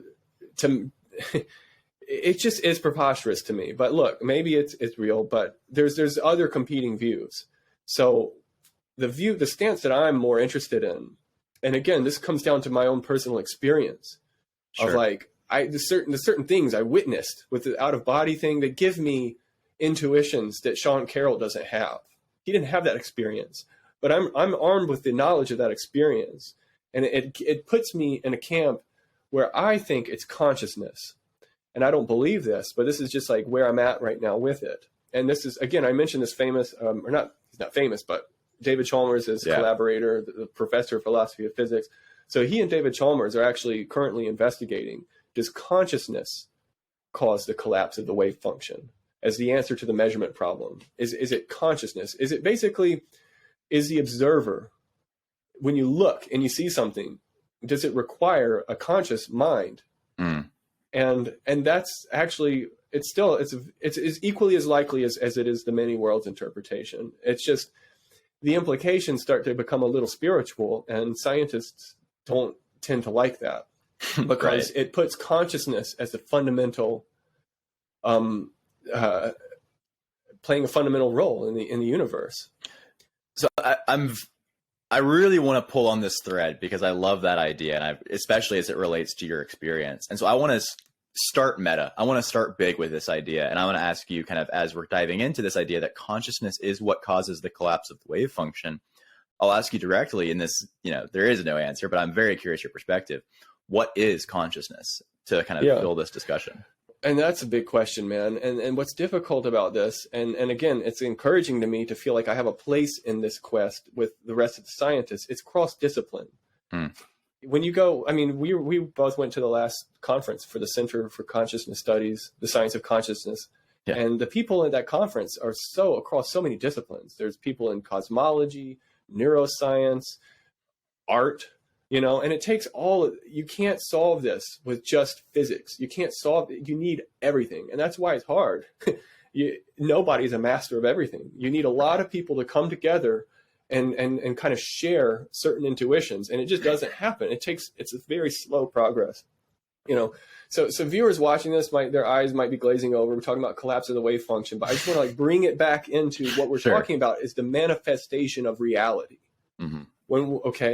What is the nature of reality? When you observe something, it does something different. It's profound. And the implications of it are possibly that maybe consciousness is the thing that matters. Maybe there is no tree in the woods. And it's only when you go there and you look at it, the tree is like rendered for you to observe. It's like lazy. From a computer scientist myself, it's almost like lazy rendering. In a video game, there's a good example, like a good kind of analogy here for people who are really into video games.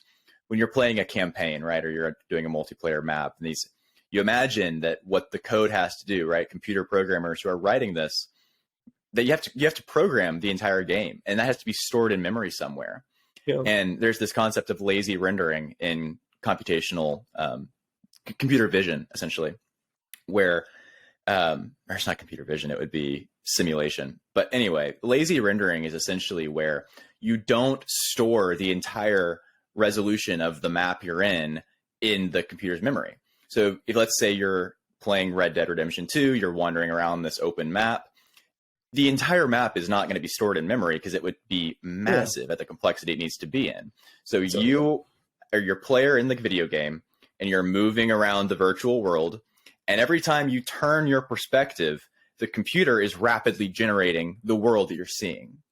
It doesn't have it stored in memory. It's generating it based on where you're looking. And so from what I'm hearing you describe, it's almost like that's what consciousness is doing, is consciousness is the act of awareness. Consciousness is pointing your perspective and causing that lazy rendering of the universe to happen. Yeah. So believe it or not, there's actually a scientists who are actually testing, does reality work like this? It's like when you put on a VR headset. I mean, the computational load to render that world is insane. And it can't render what's behind you. Why bother? Like, it doesn't matter. It's only when you turn your head, it renders that for you. So this is kind of what we're talking about. So there's actually scientists. I went to Caltech, and there's a scientist. His name is, he's a mathematician, Human Al-Hadi, at Caltech. And he worked with Tom Campbell, the man that I mentioned at the beginning of this, who worked with the Monroe Institute.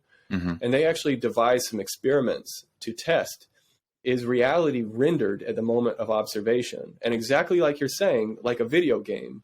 So they thought about it, and they said, okay, so the idea is that do we live in a simulation? This is like, we're going to all these weeds, man, but that's what you need. I love it. Yeah, keep going. So their idea, if we live in a simulation, it's not, and a lot of people have heard this from, say, like Elon Musk or like Nick Bostrom. There's this whole idea of like that we live in some futuristic computer, but this is like basically saying, no, reality is fundamentally mind.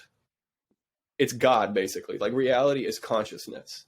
And if that is the fundamental thing, then the material world is like imagined in consciousness. Mm-hmm. So like Hinduism, Buddhism, Well, this is one of the Hermetic principles.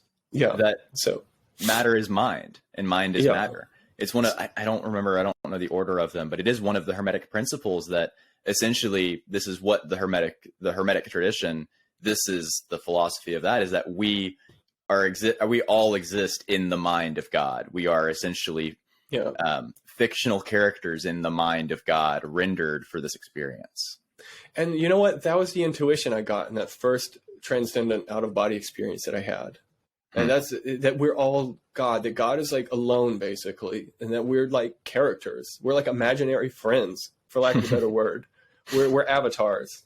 Like God has like found some way to create the illusion for itself of like friends and loved ones, but it's all just God. It's just, if I could go into kind of more of the philosophy and the religion here, because like really the idea here is that God being the one, God being that unicity, the idea of a totality of all conscious awareness that is existing beyond all of us, kind of underneath, almost like bubbling under the surface of reality.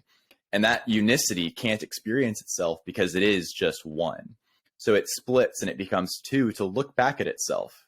So they have the one that becomes two and it splits to observe itself. And then it sounds like the experience that you had with cannabis and the binaural beats was then the two returning back to the one. And you had experience of almost as if you returned back to that original state. Yeah. So that's, I mean, yeah, that was my experience. And, wow. And I don't know if it's true or not, but in science, you know, the way scientists work is there's a thing called Bayesian reasoning. And that's just like how science works, is you just kind of form these, you know, you have like baskets of beliefs, you know, and let's just say there's one idea that you have a lot of evidence might be true, but you're not sure, you know, so you imagine like a bucket full of grains of sand, and each little grain of sand is an experiment that supports that idea. And now you have another bucket that's like experiments that don't support it. Now, whichever bucket is heavier, that's the one you put your stock in. This is called Bayesian reasoning. So for me, my Bayesian reasoning includes certain details that Sean Carroll, Brian Greene haven't had. I had this out-of-body experience. There's a United States military colonel who will say, yes, he remote viewed me wearing a red vest. So these are things that I experienced that give me certain intuitions to investigate certain things and give them just, you know, suspend my disbelief for a moment. So the idea is that maybe reality is fundamentally consciousness. And in philosophy, this is called idealism. It's the idea that reality is fundamentally in mind. Now, if that's true, then the physical world, what we call physical, is simulated. It's imagined, but it's simulated. And not on like a computer, but in this mind. So that's the way they're looking at it. So they're saying, look, if this is going to be in the grasp of science, we have to make, and all science does this, any science, it always has assumptions. You have to build with priors. So their prior is, look, if it's a perfect mind, if it's unlimited, infinite, powerful mind that has unlimited resources, well, then we'll never know if we live in a simulation, because there'll never be a glitch in the matrix for us to observe. But let's just say it's finite. Let's say that mind isn't infinite. It could be almost infinite, but it's not quite infinite. Then, you know, if this gets into computer science and like game theory even, there's a thing called complexity minimization. You want to have an efficient program. Okay. So that's kind of their assumption, is that like whatever is computing this reality, that mind is not unlimited. So it's finite. So if it's finite, then it's going to be trying to render reality efficiently. Like when you put on that headset, the world behind you isn't rendered because it's trying to save resources because it's not infinite, right? So there's two conflicting things though. So part of the simulation is like keeping it undetectable. What's the point of being in this reality if you know it's not real? So that's one of the prime directives. It's like hide the illusion. The other prime directive is complexity minimization. Now, there's a point, and this is what's very genius of these scientists. They realize that these two prime directives, you know, hiding the simulation, complexity minimization, are actually at odds with each other. And they found a way to conduct experiments to force, let's just say God, the mind, the simulation, between a rock and a hard place. Could you dive into like a little bit deeper into that? Because I find that fact, I see what you're saying. I think the intuition, but could you explain a little bit more why those two are at odds with one another? Yeah.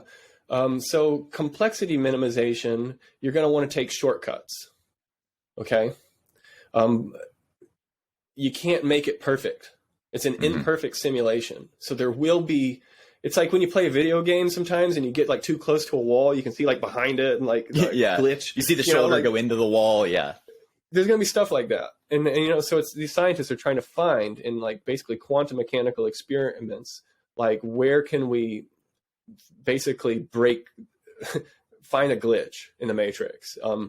Because again, you can't make a perfect illusion if you have limited resources. You got to cut corners. So that's what they've done, and they're doing these experiments. It's really fascinating, but wow. I'll tell you though, to me, the biggest, I'm just going to back up a little bit. Yeah. On this quest, in the very beginning of this quest, I found out about a book or a scientist. He actually won the Nobel Prize in physics in 2020 for confirming aspects of Einstein's theory of relativity that he couldn't believe. Now, and that was like the black holes exist. So Einstein was like, look, my theory predicts black holes, and that's crazy. So obviously my theory is not fully right. He could never accept that black holes exist. I find that fascinating that Einstein didn't think that black holes existed. Because it's crazy. When you think about it, it's crazy. It's like, it's a hole that no matter where you go, you're looking into a hole. So it's like going through a higher dimension.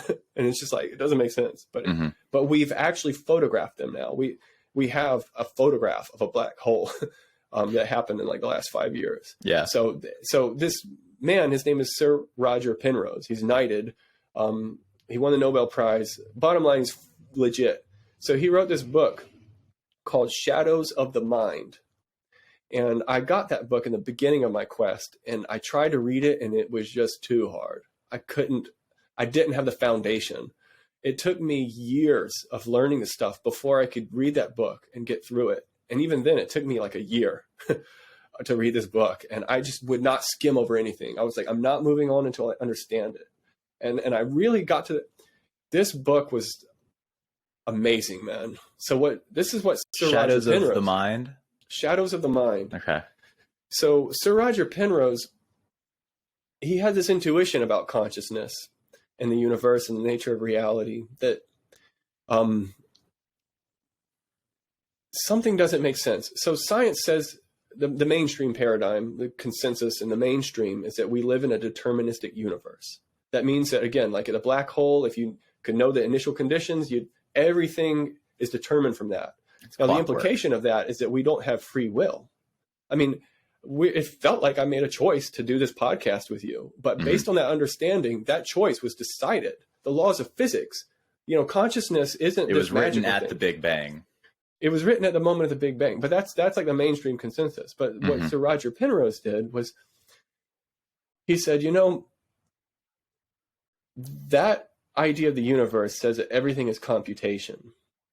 And, general relativity is 100% computational. Quantum mechanics is like computational, meaning that like an equation can like take the state of the universe right now and tell you what it's going to be a moment later. But again, there's that aspect where they don't meet. Yeah, the top is computation, the bottom is computation, but the gap is not. The gap. And again, that gap is just like, it's like, it represents we don't understand. And now most likely these models aren't even right. It's like through that gap is a deeper theory that like solves everything. It might bring these two into a deeper framework where now they make sense together. So that's like called like the theory of everything. It's like the holy grail that science is looking for, right? But so Roger Penrose said, and through mathematical rigorous proofs, he was able to show mathematically that consciousness cannot be a computation. There's aspects of consciousness that cannot be reduced to an algorithm. And he shows it. And there's some great examples. Wow. Okay. Spark Notes high level. Could you like explain what some of those might be? Yeah. So there's one that's like really easy to understand. It's called the tiling problem. And it's just like a thought exercise kind of. But imagine a plane, a flat plane, not an airplane, but like a flat plane. Okay. And now you want to figure out a way to put tiles on it so that they will tessellate infinitely in every direction. Okay. You know what a tessellation is, right? In geometry, it's like shapes that like, they just fit together and infinitely. Okay. There will never be like a moment where it's like, I can't make this work anymore. It's like, imagine square tiles, put them next to each other, infinite, every direction, easy. Okay. So here's the question. Can you write an algorithm that will tell you if a certain shape will tile the plane infinitely or not? Now, in most cases, you can. So like, imagine you give an algorithm, you say, okay, there's a plane, and here's a shape, it's a square. Will this or will this not tile the plane infinitely? It can do that with a square, but it turns out there's a certain class of shapes that are irregular that will fit together infinitely, but in a pattern that never repeats. So squares you need have a conscious.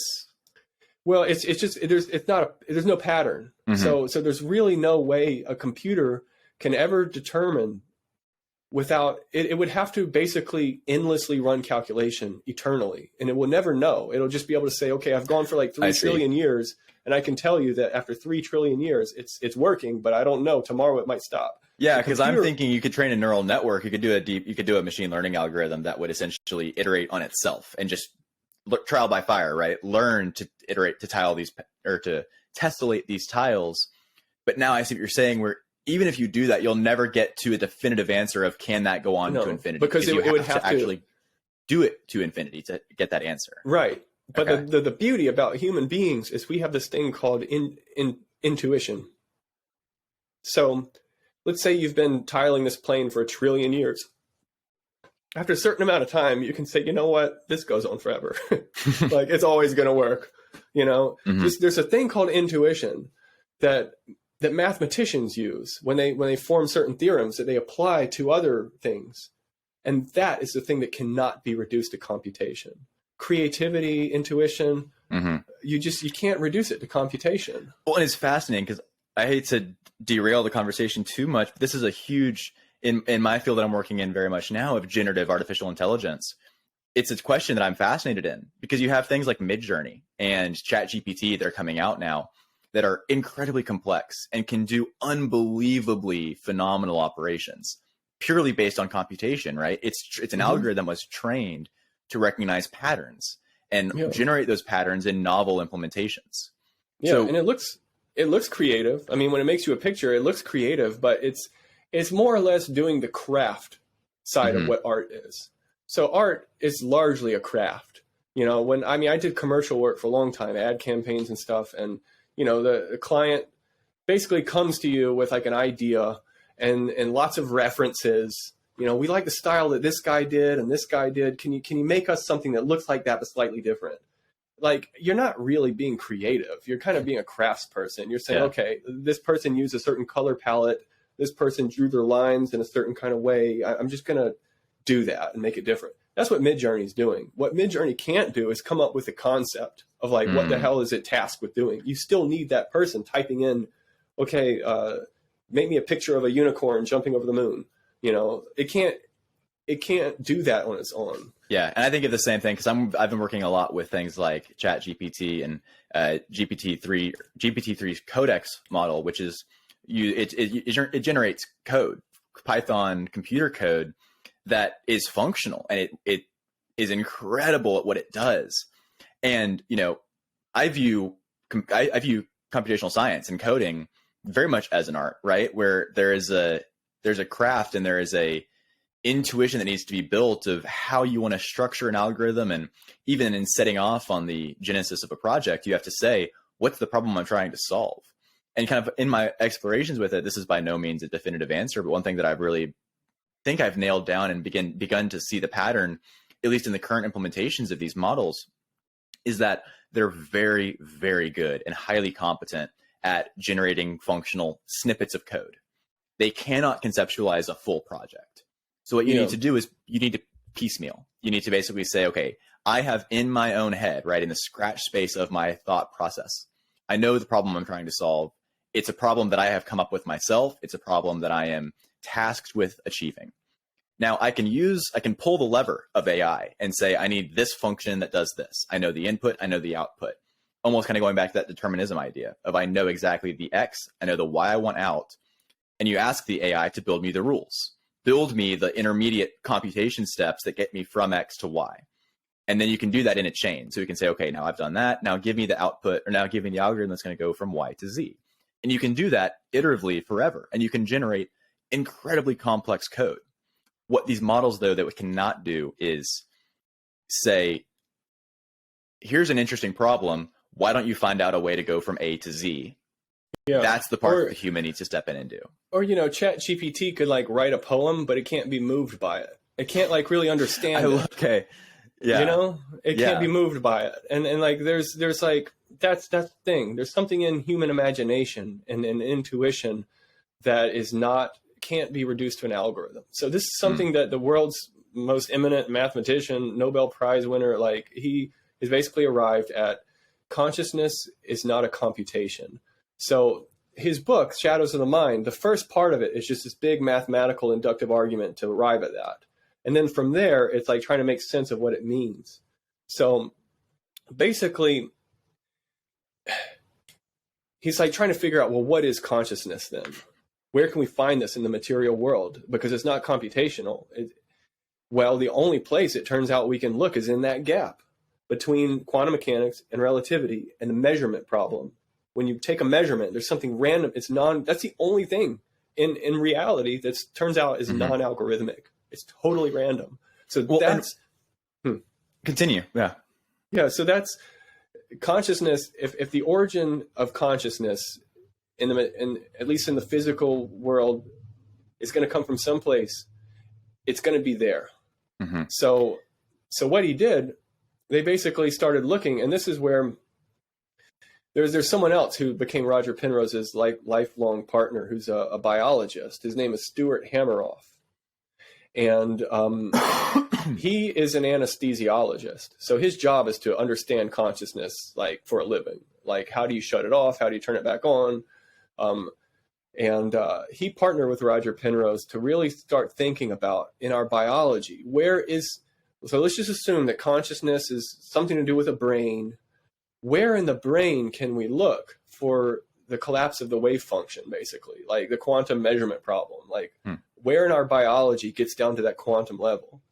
Now, the current paradigm, this is like I'm telling, it's like this odyssey of like everything, like neuroscience. I'm an idiot, and I'm talking about the stuff with you. Okay, so in neuroscience, the standard paradigm is that like consciousness is this epiphenomena of neurons firing.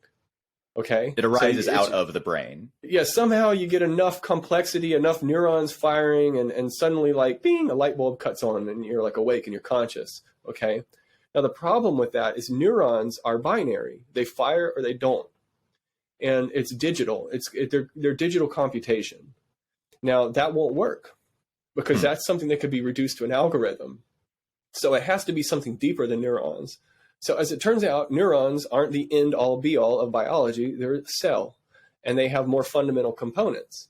So inside of neurons are these little structures called microtubules that, as it turns out, and gets a little crazy. They have like sacred geometry proportions. They're actually crystalline hexagonal lattices that conform to the phi ratio, the Fibonacci sequence. Like this golden spiral. Yeah. So literally, the biology emulates the sacred geometry. That is unbelievable. Yeah, and there's a lot of things that like Roger Penrose, when Stuart was telling me about microtubules. So Roger Penrose, his first popular science book was called The Emperor's New Mind. And basically it ended with him kind of not really knowing what to do with this idea, but he was like, somewhere in the biology must be something that's taking advantage of this non-computational aspect of reality. And that's where Stuart Hameroff came out of the woodwork. So it was like, hey, microtubules, and it turns out microtubules they're small enough, they're in a realm that's like right on the threshold of the regime of general relativity and quantum mechanics. They're right in the middle. The processes that they're doing are quantum mechanical. And basically what they've done is they've traced the workings of our consciousness all the way down to the collapse of the wave function in quantum mechanics. And they can correlate the collapse of the wave function all the way to like EEG oscillations. So in quantum mechanics, we're dealing with like waves that oscillate. And when we measure someone's brain waves, we're dealing with like, when EEG, it's like macro scale oscillations. Yeah. Oh, and that's the same idea as the binaural beats. That's what the aberrations in those brain waves, those oscillations, is what that causes. So, and this is all going to tie around. It sounds like a bunch of separate ideas, but it's all going to kind of crystallize at the end. That's what's amazing about it. So yeah. EEG measures hertz. So it's like very slow oscillations of like big processes in the brain. But those processes get, the deeper you go, like for instance, a neuron firing is determined based on what's happening in these microtubules. And those microtubules are oscillating way faster than neurons fire, and those microtubules are made of molecules that, are comprised of like fundamental things that oscillate even faster. So basically, going from processes like EEG measures hertz. Now, microtubules are moving in terahertz. So that's like 12 orders of magnitude, I think, you know. But under their theoretical framework, they developed a theory of, and I'm not saying it's right, and actually I don't think it's right, but I think it's very on the right track. I think their intuitions are great. Their theory is called orchestrated objective reduction. So OR. But anyway, so in their model, they're basically tying consciousness to the collapse of the wave function. And specifically in these microtubules. yeah, and to them, consciousness is the collapse of the wave function. So there's little quantum events happening in the microtubules, basically, that give rise to larger scale oscillations through this kind of cascading sequence of events that we measure in hertz. But deeper, more fundamentally, there's quantum oscillations happening in terahertz. So they basically connected our mind all the way down to like the frontier of reality. Of like, we don't know what the hell this means. It basically comes down to that thing called the measurement problem, collapse of the wave function. What the hell is happening here? It's a big mystery. And our consciousness, as it turns out, is most likely tied to that. Okay, and that, just to tie this back and make another little link here to the idea we had discussed earlier of the lazy simulation of a video game, right? The video rendering. That rendering, if we're saying that consciousness is the collapse of the wave function, going back to the double slit experiment, the collapse of the wave function we know is affected by the presence or absence of an observation. So then this kind of loops back around to the idea that as we do that lazy rendering, we direct our awareness, we have a choice of where we point our attention. That awareness then somehow is directly tied to the collapse of the wave function, which is consciousness. Yeah, well, the idea is, so they have, okay, so Shadows of the Mind, this book, it basically, it's building an argument for like, there's several viewpoints as to like, what is the nature of reality? And one of them is that like the universe can completely be reduced to computation. And there's kind of the argument that he's pushing was more to support this theory he's working on, but simultaneously throughout that book, there's another thing that seems to him beyond science, that basically it's spiritual, and he can't disprove it, so he leaves it on the shelf. So by the end of the book, he's making a strong case for this argument, but depending on what you think is happening at the collapse of the wave function, the measurement problem, if you want to take this idea that consciousness is fundamental to physical reality, it's not just a part of physical reality, it's fundamental, that this is all a simulation in mind. That's the Hermetic idea that matter is mind, and all is God's mind. So you can apply Penrose's argument to that, and it supports that, and that's what I kind of did. That consciousness is fundamental. It's not their idea, it's not quite panpsychism, which is, panpsychism is kind of like in Star Wars, it's like the force, you know, that consciousness is like this like force in the universe, just like gravity, you know. Now they're not exactly panpsychist, but it's close to that. It's like consciousness is like a fundamental force in nature. But what I'm saying is even deeper, that consciousness is, it's just consciousness. The world that we observe, and this is idealism basically, that I mentioned before, that the reality is simulated in mind, and the only thing that exists is observers. So Penrose's argument supports that as well. By the end of this book, it still survives. Like Sean Carroll, you know, the whole many worlds thing doesn't survive the mathematical argument. But man, there's some like really crazy stuff. Okay. And this is like, most people don't know about this aspect of Roger Penrose's work.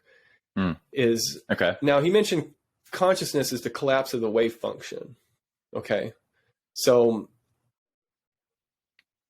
let's just say, again, I'm just taking that metaphor of like a probability cloud, right? Is it here? Is it here? Is it there? Okay.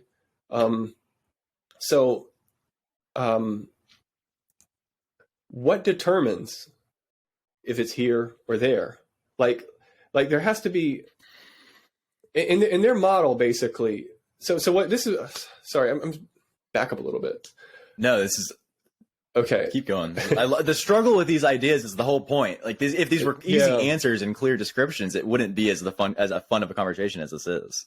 Yeah, it's hard, man, because you get lost in the weeds like so quick, you know, Right. and then you forget like where am I, you know? That just happened to me. But yeah, so what makes Roger Penrose exciting is that, you know, he built on Einstein's like theory of gravity, and you know, he's taking all that into account. Now, on the fundamental level of the universe, let's just say in quantum mechanics, there's a such thing called a superposition. And that's what I'm talking about, that cloud. It's a superposition of all the possibilities of where that electron will be if you actually look. Okay. So let's just imagine a superposition of like 2 points of like, is it going to be here or is it going to be here? Mm-hmm. Now, that actually, if this is happening in the physical world, there's a gravity plays a role.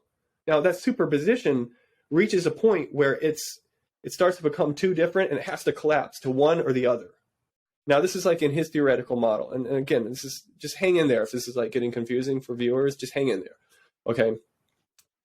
So how does it know to go to here or there? Now, this is the thing that is not really talked about too much, but it goes all the way back to Plato. So Roger Penrose invokes Platonism. He says that there's an aspect of reality that transcends the physical world, that is an idea of forms, of thoughts, of ideas. So Plato, going back to Plato, you know, he thought the world is made of like these fundamental forms. Mm-hmm. And this gets into like, say like mathematics, you know, like mathematics isn't something that we invent. Mathematics is something that we discover, like archaeologists, you know. So like the concept. I think there's multiple ways to look at this idea, because you could apply the same thought process to the Jungian archetypes.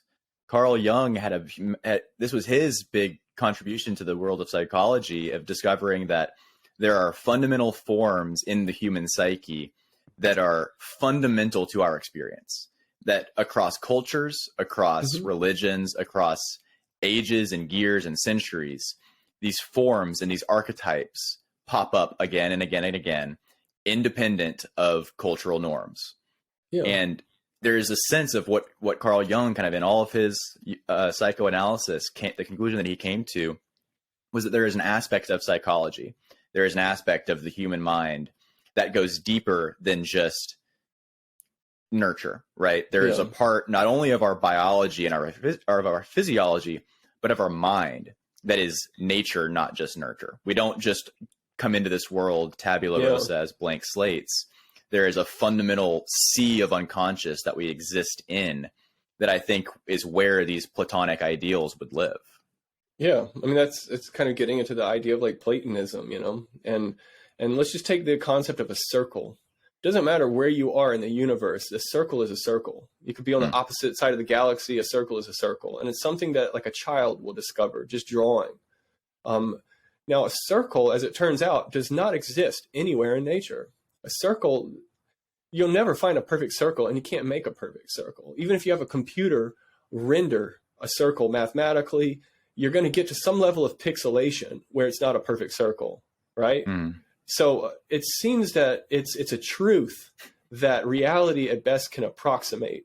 So that's why Platonic forms gets into the idea of like there are these fundamental concepts of perfection that the physical world seems to aspire towards. So going back to like the collapse of the wave function, you know, when you have a superposition, what determines whether it reaches this threshold where it has to go here or there? Okay, well, why did it go here and not here? Well, in their model, it's because one feels better than the other. Basically, there's like these Platonic. It fits better into the schema of that underlying substructure of reality. It fits better into the archetype. It more closely approximates a circle. Is that kind consciousness? of what...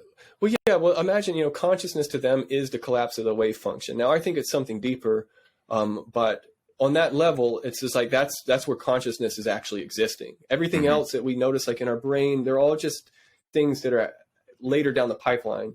Consciousness is a collapse of the wave function. So consciousness is aware, and certain things, certain probabilities feel better than others. And that's kind of like, it gets into Platonism. Now, one kind of astonishing thing, and you know, I don't have time to really try to draw the correlation here, but when I saw that Metatron's cube, This is getting into sacred geometry, and that's Platonic forms. If you go on like Wikipedia and you look up like Platonic forms, it's probably Metatron's cube is probably on there. Mm-hmm. It's like a symbol of like perfection. So I don't know, just kind of file that one away. Like I observe this like Platonic just form. Put that on. But let's see. I had like some notes because I am trying to kind of stay on track here. So this is one thing that I think of that they haven't thought of. So the idea of Platonic forms, it's kind of talking about ideas and, information. Now, information, what is information? If we go into computer science, information it's not just data. Data is like random stuff that, information is like something makes sense. Now, information carries meaning. Now, what is meaning without an observer to witness it? Information, if you ask me, kind of builds in this like prerequisite of like a mind to give it meaning. Mm-hmm. Otherwise, it's not. Yeah, so like even in like the world of computational science, information is ordered chaos. You could say it is kind of it has a level of complexity to it. You can pull information out of data that you wouldn't be able to pull out of random noise. Yeah. So that the only thing that determines is this information or is this random data is an observer. Like it's to like give it that meaning. To give it that meaning. So that's not probably. There's probably some people who might disagree, but just intuitively that's what it sounds like to me. So anyway, let's kind of back out a little bit. And sure. I was talking about Roger Penrose's book that made this big impact on me, that he basically arrived at consciousness is non-computable. It transcends computation. It transcends our best models of the universe. The only way to understand consciousness is to understand what is happening in the measurement problem, in the collapse of the wave function. That's the only way we'll ever understand consciousness, is when we solve that, because that's the only aspect of nature that's non-algorithmic, which consciousness has to be. So I remembered, if you remember, his book made an argument towards this theory he was building, but there was another one that he just kind of set aside. He was like, I just don't know what to do with it. It seems like beyond science. And that's basically that consciousness is like the spiritual thing, that reality is fundamentally consciousness. Mind. That's the Hermetic idea. Basically, that it's like beyond science. I think he was premature in saying that. And this is so in my documentary. So I've definitely heavily explored this philosophy called idealism, that consciousness is the fundamental thing. There is no tree in the woods. There is no spoon. It's all in the mind. Okay. Now, Sir Roger set that aside because it's beyond science. What do I do with that? Well, I've met people in this documentary who are really taking this into scientific frameworks. So there's a camp in the world of idealism called non-materialist physicalist idealism. Non-materialist physicalist idealism. Yeah, and it sounds like an oxymoron, but really it's just because we have to update some definitions, Okay, walk me through that. Yeah, like what is physical? Physical doesn't have to imply materialism. Materialism is something we add on to it. Mm-hmm. Physics is just a way of like studying the world. It's like observations and, generalizations. Yeah. So you don't have to claim materialism, so there's people basically approaching this idea that consciousness is fundamental from a scientific point of view.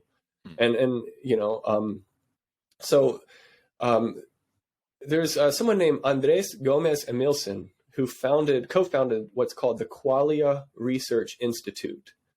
Now, what is qualia? Qualia is just like raw experience, like the blueness of blue, or like, the smell of a rose, like that sensation that's his qualia. So his whole main thing with the Qualia Research Institute is just to like understand experience.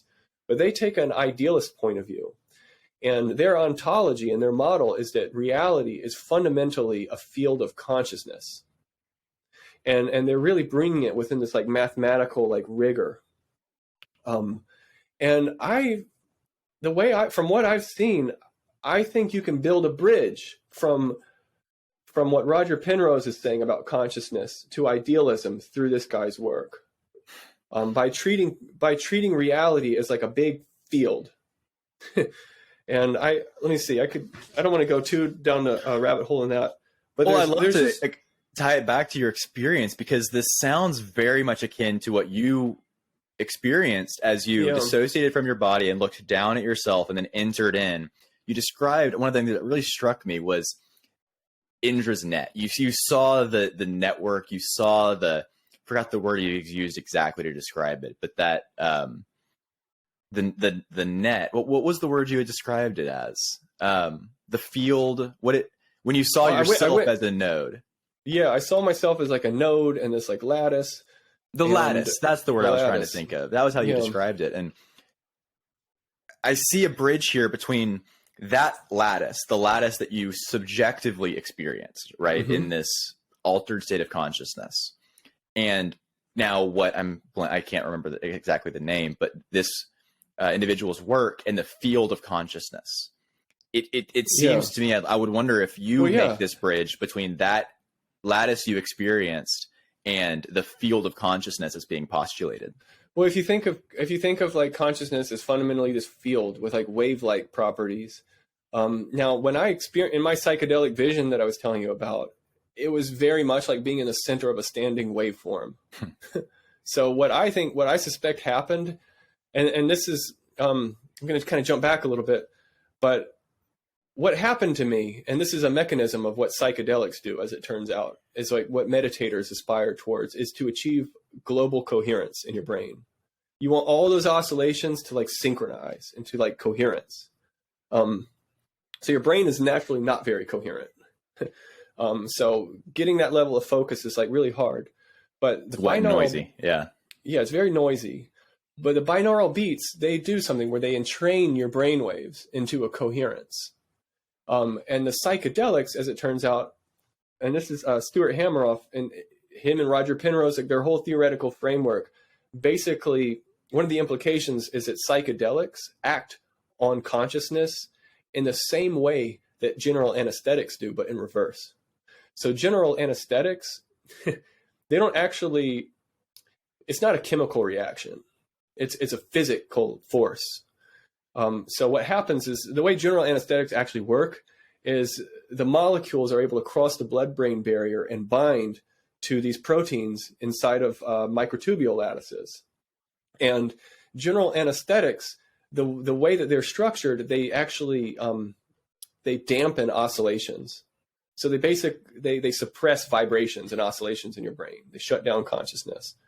Now psychedelics are doing the same exact force, but in reverse. They actually enhance resonance in your brain. Wow.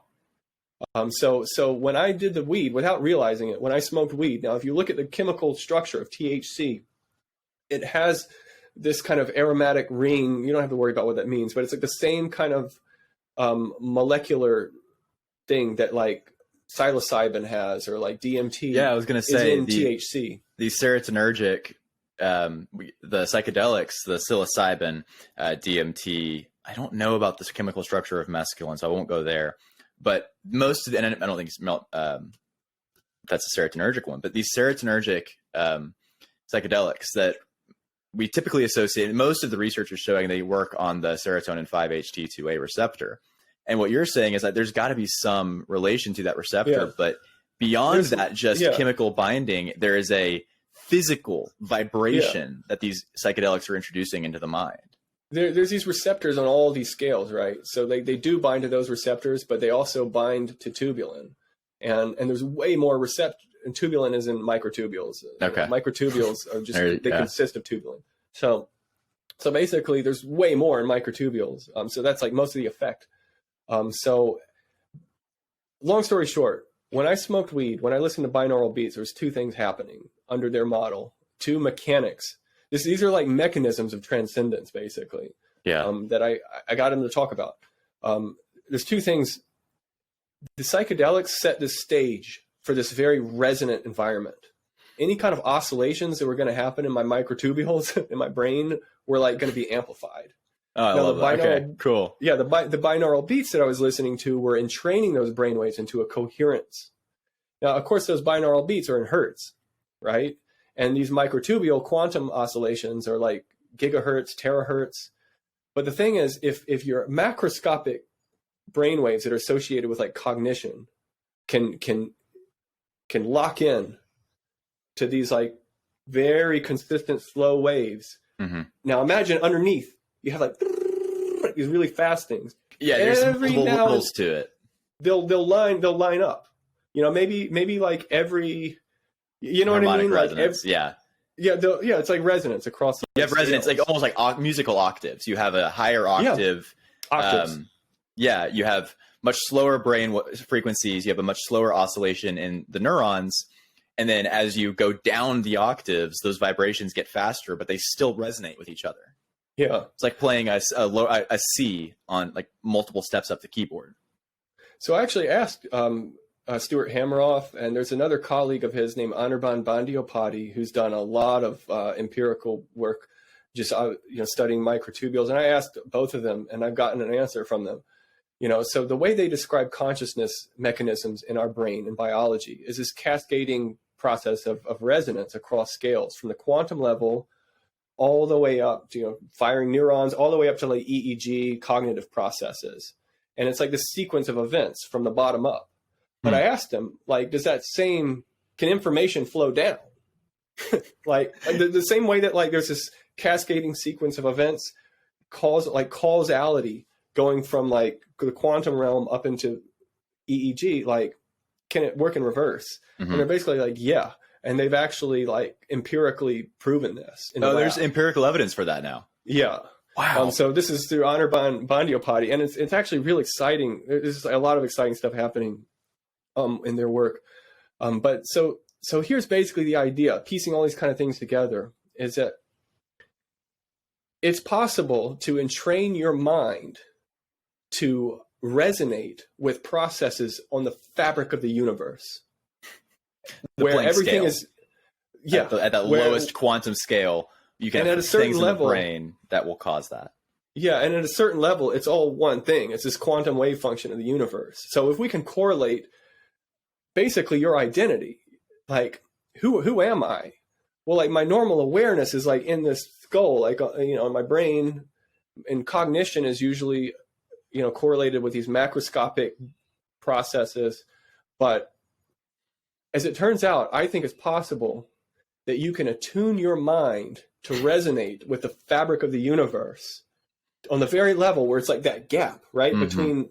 Through that gap is like a deeper reality that like we know general relativity and quantum mechanics aren't the end all be all. They can't, because they're incompatible. Something's wrong. There's something Mm-hmm. through that gap. You can resonate through that gap. Whatever is on the other side, you're attached to that. And that's what happened to me in this experience that I came to realize. Wow. I coupled my mind with this fundamental aspect of the universe. And science is telling us that space and time are not fundamental, that there's something deeper than space and time. Yeah, well, this was the most recent, I don't recall the exact experiment. I don't recall the experimenter's name. So this is very much coming from a lack of deep understanding by myself, but I do know the headlines at least.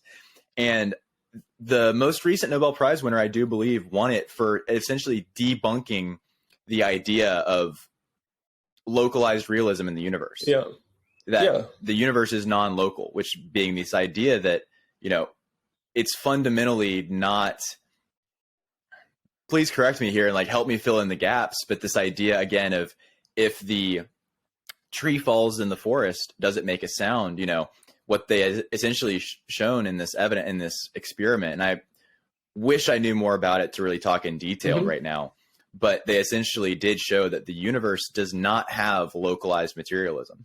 That the universe is not material by nature.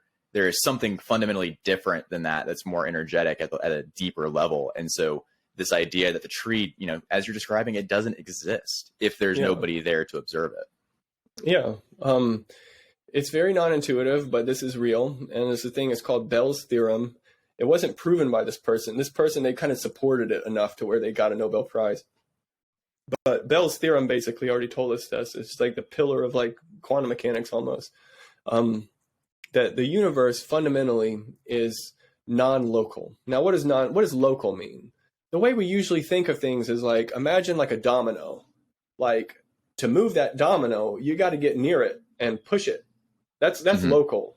My finger pushing over this domino works. You have to traverse through space. You're going through space and you're getting next to something that you can have causal influence on something by basically touching it. That's like local, means it's like next to it. But as it turns out, that's not true.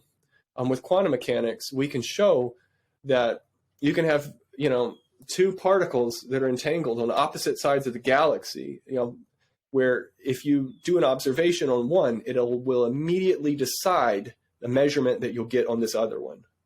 And so there's a correlation there that's faster than light.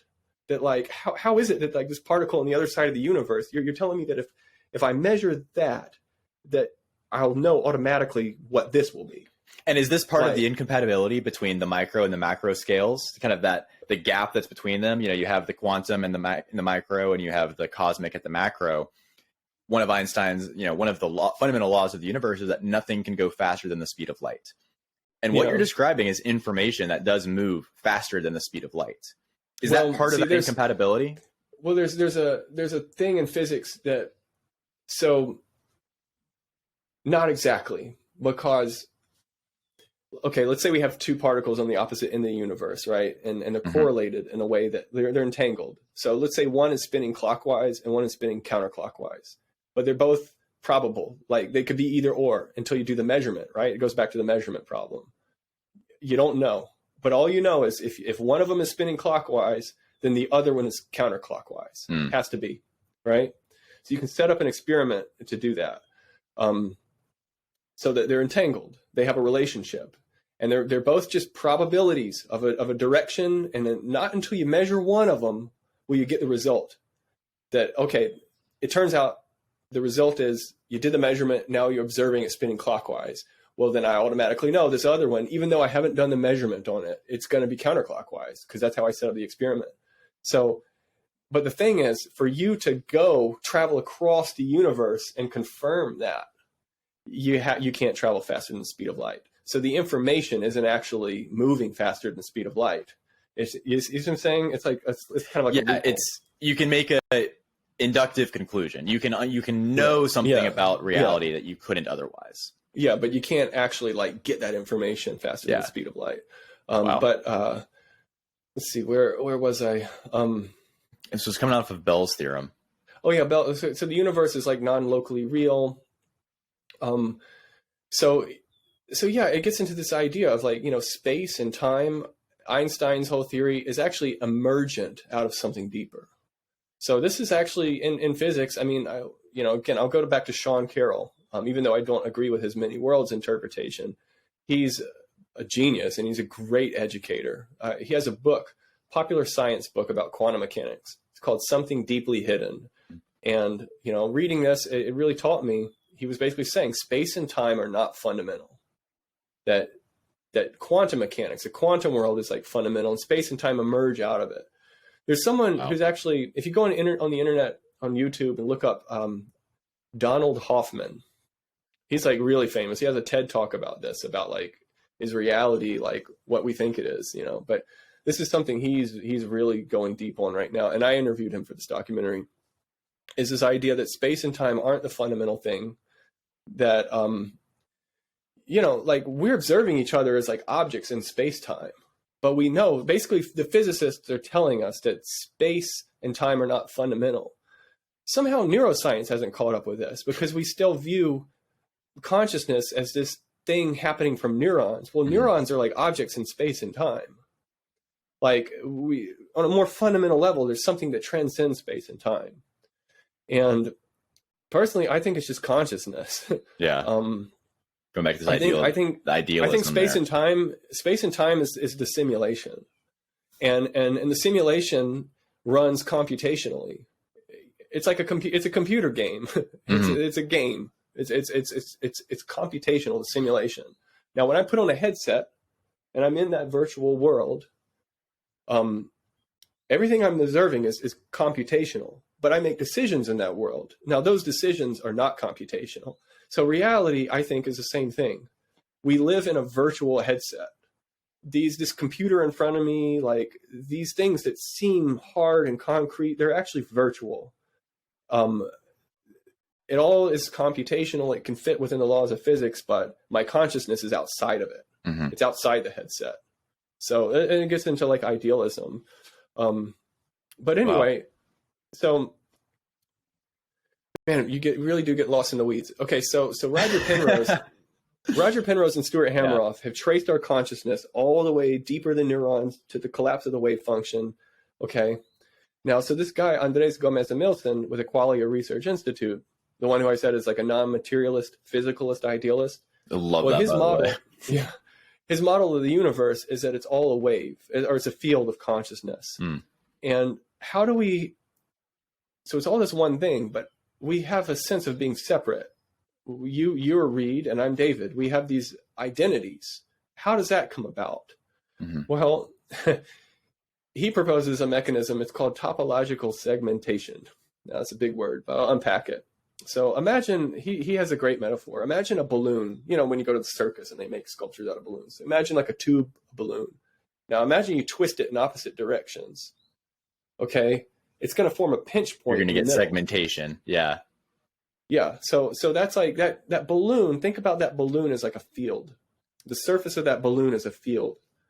Now there's nodes in the field. Now those nodes, we mentioned nodes before at the beginning of this conversation. So I'm loving how this is tying together. This is incredible. Yeah. I've not heard this theory and this is unbelievable. I know this is like some Indiana Jones shit, but like at the month, It's like an adventure. But yeah, so those nodes, that's how consciousness creates separate identities, is through these topological pockets of like basically pinch points. So imagine like this big field with like these buds, these nodes. And so, if you have like a big long balloon and you like vibrate current through it, the whole balloon is like resonating. Mm-hmm. But if I twist it in a way so that the pinch point is like not in the middle, it's like more on this side. So I have like a small segment and a big segment. This is going to resonate. It's going to have its own signature. It's still connected to the whole thing, but it has a different structure. Yeah. They're each going to have. Yeah.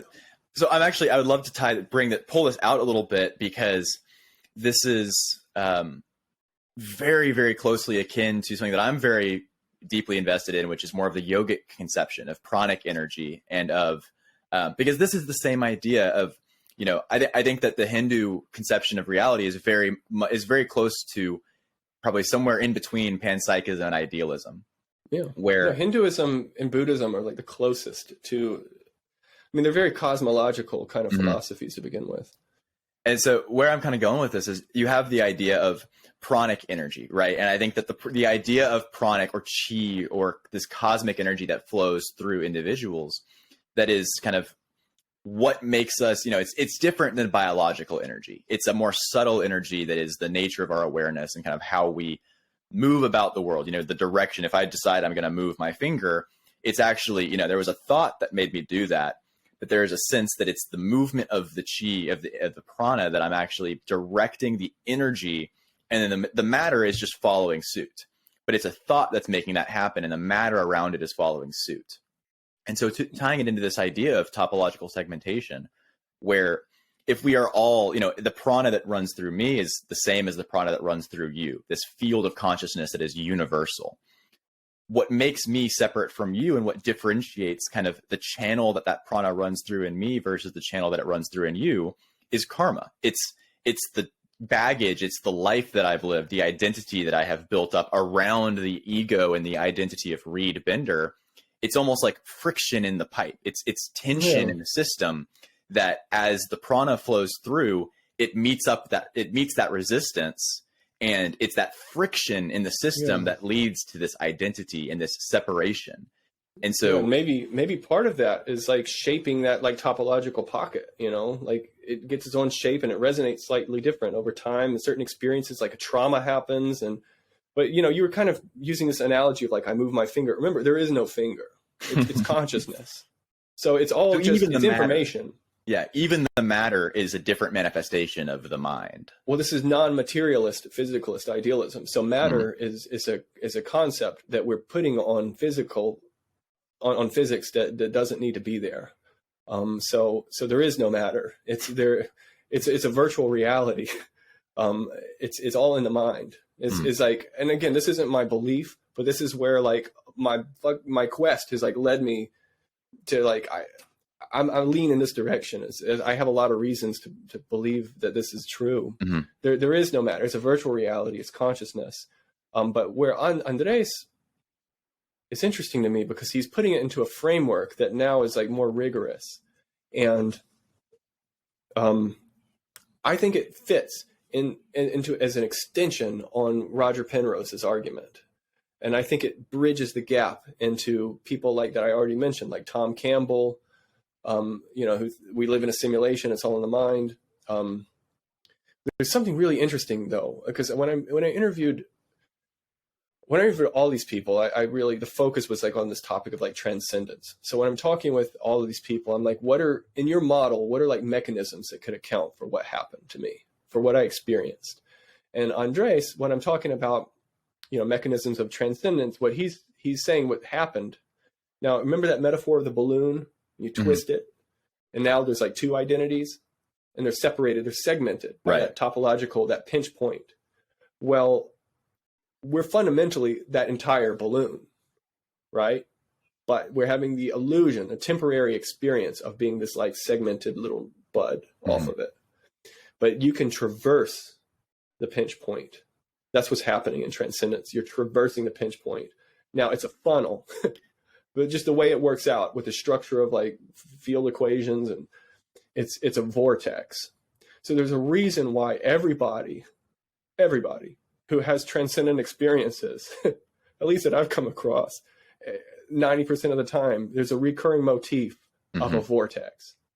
It's almost like cliche, when you look at cartoons and people are stoned and seeing a spiral or something. There's a reason. Yeah. And there will be another podcast another time where I share my experience, but I can at least say this, where it's akin to my experience as well. It was very much of a spiral, a vortex of energy that I experienced. And it's exactly akin to what you're describing. And it was funny. I almost interjected with that when you're describing the vortex that you saw looking down at your head. You saw a spinning vortex of light. That is almost identical to what I experienced in a different fashion, in a different manner entirely, that we'll explain it. I don't want to get into the weeds now because it's a whole other tangent, but that piece right there is very resonant. Yeah. And for me, it's like astonishing, so there's various, I basically identified mechanisms of transcendence, and there's various ways of attaining it. And psychedelics is like the easy way. Meditation is like a harder way, and an even harder way is near-death experience. So I actually interviewed a woman. I met a woman, spent a whole day with her, who had a verified near-death experience. There's a whole hospital room full of people who witnessed her flatline, cardiac arrest. Wow. She was dead. Like for 8 minutes, she bled out entirely, but she survived to tell the tale. And a big aspect of her experience was going through this vortex. And there's a lot of things that she observed, things that happened to her that I observed, things that happened to me. She actually had remote viewing happen. This is an interesting story, but I don't want to go too deep in it. But the point is, there's motifs, there's commonalities in transcendent experiences, whether it be through psychedelics, near-death experience, meditation, just spontaneously happening sometimes, that I think are tapping into these mechanisms. And a big aspect, besides the vortex, another big aspect is resonance, vibrating. Now a lot of people who, not everybody has one of these experiences, but I bet a lot of people more often than not have experienced waking up in the middle of the night. Let's say you're like, deep asleep and you're dreaming, and somehow you just kind of wake up, like in a hypnagogic almost kind of state. You'll feel yourself vibrating. I don't know, just like pay attention. The next time it happens, maybe you haven't really paid much attention to it, but it happens a lot of times to people when they're asleep. Now, when you go to sleep, your brain waves really slow down, and you kind of enter this more coherent state, I think. Hmm. And it's happened to me plenty of times where I've like woken up in the night and I just feel like, Well, and bringing this kind of back into that idea, one of the ways people experience this is commonly known as sleep paralysis, where you wake up or you are kind of, your body goes to sleep and you have this panic where you actually can't move your body. And you're lying in bed and you are feeling your body as these vibrations. And you can think consciously, I'm awake, I can move my body, I'd like to get up and go to the bathroom, but you feel your body stuck. And it's very much akin to what you're describing. Yeah. And you'll often feel these vibrations. Now, it turns out there's something to the state of being on the twilight, on the cusp between wakefulness and dreaming and sleep, right in the middle. Now, I'll take it back to the Monroe Institute because they still exist to today. If you're like a retired orthodontist and you have like $3,000 to like spend and go there for a week, you can do it. But part of what they try to do is induce out-of-body experiences. And if you listen to like the Monroe Institute, they have these like old tapes. It's called the Gateway Program and the Gateway Experience. And if you listen to they're like guided meditations with binaural beats. You're basically hypnotizing yourself, kind of. It essentially targets the theta brainwave state, which is exactly at that point in between wakefulness and sleep. When you're asleep, you're in more of a delta state. You awake and you transition from alpha to beta. It's that theta right there in the middle, about 7 hertz. That's where this is kind of targeting. Yeah, that's where they're targeting.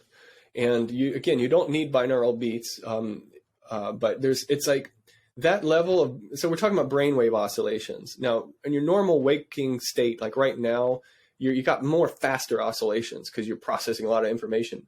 Now, if you really relax, you go from say like gamma to like alpha, which are slower oscillations. And if you relax even further, you'll go into theta. And in deep sleep, you're in delta. So it's just the oscillations are getting slower and slower. Forget where I was going with that. Coming off of the Monroe Institute. Yeah. So there's something to that 4 to 7 hertz on the cusp of delta and theta, like right on that cusp. And no one quite knows what it is, but there's something to that. And so that's what they're trying to trigger at the Monroe Institute. And you don't need binaural beats, but the whole thing is, you're getting there. If you're getting to this like meditative state, let's say you're like lying into a bed and you're doing like a meditation and you don't want to fall asleep, but you want to get really close to it and just stay alert and aware. You'll start feeling these vibrations coming on. I felt it before. Yeah. And so it's a thing. And when I smoked Likewise. weed, yeah, it's a thing. And when I smoked weed, I really felt it. And now it was like, the binaural beats are like a training like tool. They're like training wheels for a bike for meditators. And psychedelics are too. So basically I just had, I don't know, look, weed is like legal in half the country. If anyone's watching this and just interested, I'd be curious, like to see what happens. But for me, but that's another question. And this is like all weeds at this point, but it ties in, trust me. Why me? That was a question I had. I'm the only one I know who's like smoked weed and had a psychedelic experience. Why me? Well, as it turns out, and now this is doing like more and more studying. A lot of this came from, I did an interview with a woman named Marjorie Woolacott, who spends a lot of time researching near-death experience. And just in the course of preparing for her interview, I came across a scientific paper about the psychological trait called absorption. And as it turns out, I have this trait. Now, what is absorption? Absorption, typically people like artists, like musicians, are like usually the type to have like an highly absorbent personality. It's your ability to get lost in a moment, in an experience, to be absorbed, a flow state. And one of the questions on these like questionnaires to like test, are you absorbent or not? Like, it's like, have you ever been listening to a song that like transported you and you just forgot where you were? You suddenly forgot where you were. Has that ever happened to you? Like stuff like that. Well, I know that I'm a very absorbent personality, just reading this paper. One of the aspects about people with this psychological trait is they're more easily able to blur the lines between imagination and perception. And Now, what does that mean? It's like, imagine More easily able to blur the line between imagination and perception. Imagination and perception. Yeah. So I'll give you a perfect example, and this is why I think it happened to me at the time that it did. When I had that first out of body experience, I had been working on a screenplay that I actually set up with Paramount Pictures, believe it or not, and it hasn't been made yet. But I was working really hard on a script for like 2 years, and I mean, I went all in on this thing, and for like at least 7 hours a day, I was just living in my head. I would like think like my protagonist, and I would picture the world through his eyes, and I would respond to things as he would respond. And the way that my creative process kind of always works is I set this intention, and I let the thoughts come to me surprisingly from somewhere. It's like my subconscious is like feeding it to me, and so it's a difference. I'm imagining it, but I'm more or less perceiving it. Well, we talked about intuition earlier, and this is very much what I would ascribe to your intuition, that creative impulse. It's not something that's rational. You're not coming up with it in a linear thought process. It's almost like it's popping out to you. It's coming from somewhere else. Mm-hmm. And I think that's because we come from somewhere else. I think we're much deeper than our brains and our bodies in this world. I think that we are fundamentally something transcendent of that. And I have a lot of reason to think that. Trust me, I don't want to believe this. I'm trying to talk myself out of it, But, I think we transcend. And so anyways, I forget where I was with that. You remember coming off of the Monroe Institute, talking about the trait absorption. Oh yeah, the trait of absorption. So I think basically my practice, I think while I was working on the screenplay for like 1.5 years, 2 years, I was really basically meditating. I was practicing like sharpening my focus, and just also there's an aspect to switching off my default mode network. And this is what meditators learn how to do. There's a thing in your brain called the default mode network. And it's basically, in a crude metaphor, it's like the mayor in charge of your brain. It controls everything. And it's like, it's based on all your prior experiences and your ego and, a whole background. There might be like a crazy idea that's like, oh, that's way too crazy. And your default mode network is the one telling you to not entertain that thought. But see, as an artist, you want to be creative. You want to think outside the box. So you get really used to not listening to that voice. Is that voice what, like, somebody from the psychology or more transpersonal world might call the ego? Is there a relation there? I think it's tied to that. You're basically thinking for like yourself. Now, when I am being creative, and let's say when I'm working on that script, I'm just sending a request to the universe to say, like, here's what I want to do. Like, let it come to me. And the ideas, they spring up out of nowhere. When you really think about it, like an original idea comes out of nowhere. It's just you're editing these ideas. So I just stop editing it. So if you look at my journals, I tell my girlfriend, like, you got to burn these. Like, if I die, like, no one can see these, because I write some really like weird stuff. It's like, dude, you're on crack. Because like, why filter myself? That's for later. I'm just gonna like write the ideas. So I just got really used to vividly perceiving these ideas from the subconscious. So I got really used to just vividly perceiving these ideas from the subconscious, and that goes into this trait of absorption. Now, absorption comes out of the whole background is in hypnosis. It turns out certain people are easy to hypnotize compared to others, and it comes down to this trait of absorption. So I happen to be, I haven't been hypnotized, but I know that I would be easy to be hypnotized because of this. So anyways, there's two things going on, and I'm going to try to like bring this all home in the next 5 minutes. In terms of like, what the hell is he talking about? So there's several mechanisms. So this is my whole quest, was like, I experienced transcendence. Was it real? I don't know. So I'm going to science, and I'm trying to find theoretical frameworks that could explain this, that have a mechanism to say, this is how it happened. This is how it happened. It's not magic. It fits within this model. Here's how it works. Okay. Sure. So there's several mechanisms. Okay. There's the boosted resonance of psychedelics, the molecular forces that we mentioned. It's like the opposite of anesthetics. So I created a stage, an environment that was highly resonant. Now, when you smoke weed, you feel it. It's like tingly. You're resonant. That's what it is. The binaural beats entrain my brainwaves into a coherence. So I was very coherent, and I was amplifying that coherence. Yeah, Simultaneously, so the baseline level of oscillation, you had like almost, I hate this term, but you had raised the frequency in this. Yeah, it's bouncier. Just think about it. It's bouncier. Things yeah. are. I think I describe psychedelics as energetic lubricants. They make the energy move more freely in your body. So you were in that state, and then you have the binaural beats, which are taking that lubricated energy, that more free-flowing energy in your body, and pointing it. They're focusing it like a laser. Yeah, they're focusing it into a coherence that is now more resonant and will just be boosted and boosted and boosted.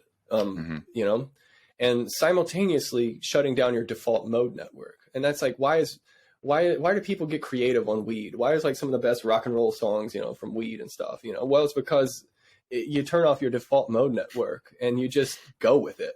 And like original stuff happens and you enter a flow state. So that's what happened. And so these are mechanisms that now, if you study advanced meditators, if you study people in near-death experience, what's happening is the same across all of these different means of attaining transcendence. And meditators, near-death experience, psychedelics, they all kind of report a similar thing.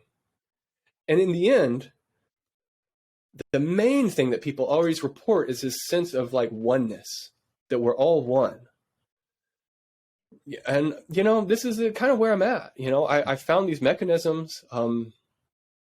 I've found lots of people who, look, I'm not the only one who's described it. On that note, just like 10-second digression kind of thing. But one of the things that blew my mind early on was when I started first going down rabbit holes, I came across the artwork of someone named Alex Gray.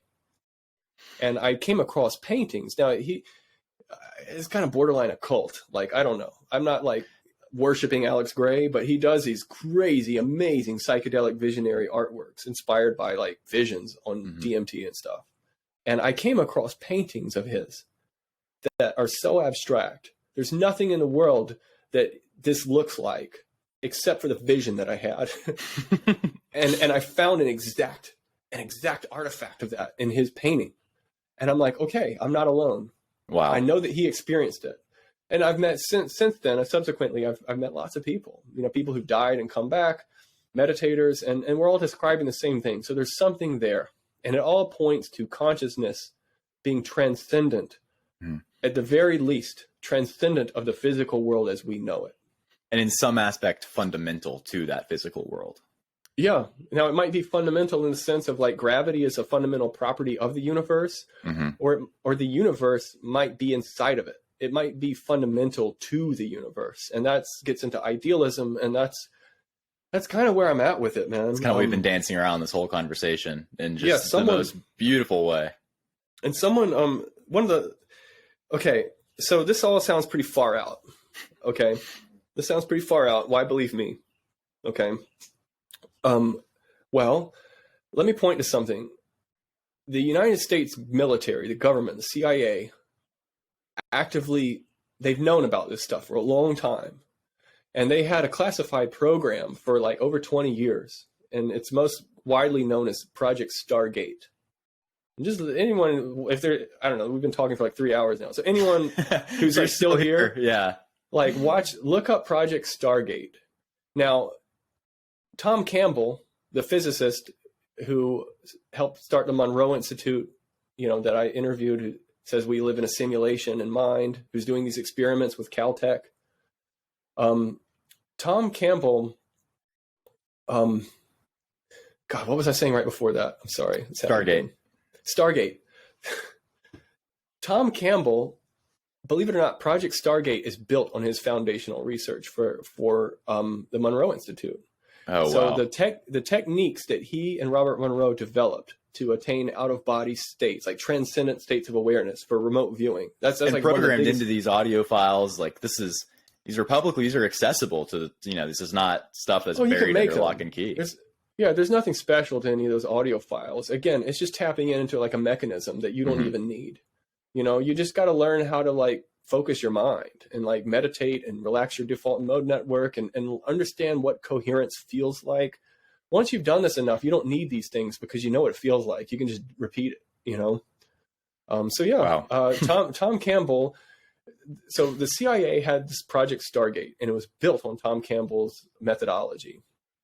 And this is the United States taxpayer funded this. Yeah, there's publicly released CIA documents about this. Yeah, and it was renewed time and time again. It wasn't just like they had carte blanche and just keep going forever. It was somewhere around like $30 million, give or take, was like what was invested into this program. And this is a whole rabbit hole, but it's interesting, man. It's like in the Cold War, there was like secrets getting out that are. A few moments later. Okay, so we're back. Had some technical difficulties with camera malfunction right as the end of wrapping out this conversation, but I'm going to jump right back into Project Stargate because that was getting fascinating and right at a great conclusion. So I'll let you take it from there. I know it's a higher consciousness telling us to like wrap this up. All right. It's like, all right, you've been down enough rabbit holes. Let's tie this in home. Yeah, it's all been awesome. Let me see. Go full screen here. Yeah. Okay, so bring it on home. But anyway, yeah, so I guess I was asking, like, why, who cares what I have to say, right? And I don't expect anyone to care what I have to say. I don't have any qualifications. I'm just interested in this stuff. But if you look up the CIA's Project Stargate, a lot of those files, all that stuff is, like, declassified now. So you can see that the U.S. government actually tapped into all this stuff. And it's built on the foundational research of people who I've interviewed for this documentary, who I'm taking their work into account. So Project Stargate, during during the Cold War, there were secrets getting out. And our government was like, how is this happening? They were able to rule out that it wasn't spies. The Soviets were hiring psychics. And as crazy as that sounds, this is around the time where, certain advancements in science and quantum mechanics, it's even now, it's still like plausible, like, we can't rule it out. Let's just put some budget into it. But we're not going to call it psychicness. We're going to come up with a new word for it that the American taxpayers will be cool with. We're okay with. So that's when they came up with remote viewing. So it was a classified program. And they basically would come up with these protocols of reaching altered states of consciousness that are normally associated with like psychedelics or like advanced meditators, but they needed to come up with a way that any general enlisted soldier, any person in the CIA could learn. So this goes to show you, it's not necessarily requires some kind of talent. Like anyone has access to this stuff. Of course, some people are more talented than others, but the whole point was it's not magic. This is like science. If he can do it, then she should be able to do it. So let's come up with a way. So Project Stargate, if you just look up Russell Targ, you can see like TED Talks and things. Russell Targ, he was one of the pioneers of it. There's evidence in Project Stargate of just crazy, like no way. Like people remote viewed something, it's just like no way, to like the level of detail that's like, but this is military, like scientific protocol. This is legit, coming from the Pentagon, man. It's real. And nobody knows about this. Yeah, not too many people know about it, but it's out there. You can just Google it and go down a rabbit hole for a day. But so remote viewing is real. The mechanisms, they didn't understand what was going on, but I think I've pinpointed these are the mechanisms that they were using to tap into these transcendent states of awareness. Wow. So anyway, by the end of all this, I guess people want to know, well, like, did you learn anything? This whole quest. Yeah. And I would love, I'll formulate the question to kind of bring it all back home, because this set off, we started this conversation very much with religion, right? With the disillusion of your Christian upbringing, and you kind of had a change in beliefs, very much, into the desert, out of the realm of your upbringing. And then described this unbelievable experience, as you're kind of going through the arc of this conversation and what it's been. And then we really kind of nailed down into much more of the weeds and the specifics of exactly kind of the explorations and the science you've kind of elucidated. And so really, I want to go all the way back to your upbringing and your Christian heritage and all of this now that you've, I love the point that you made of you wish this wasn't real. Like you're trying to debunk God almost as kind of a sentiment. But it very much sounds like, you're tapping into something transcendental. You're tapping into something that you believe and have felt viscerally in yourself. This is not a scientific endeavor. There's also the feeling here of having tapped into something sacred. And so I'll ask the question and let you kind of take it wherever you want to go from here. But what has this arc led you to now in relation to both your personal beliefs around God and transcendence, and where's this documentary going to be? Where can people find it? Oh, yeah. Well, first of all, the documentary, it's still being made, so that's up in the air. But I have faith that this will get some good distribution. We're really, we got a plan. In terms of stuff that I learned, it's ironic. I didn't want to turn to religion. I wanted to understand what is the nature of reality. Where does consciousness fit into that? Is there something more? I didn't want to go into religion. But the science has pointed me to a level of spirituality that, to me,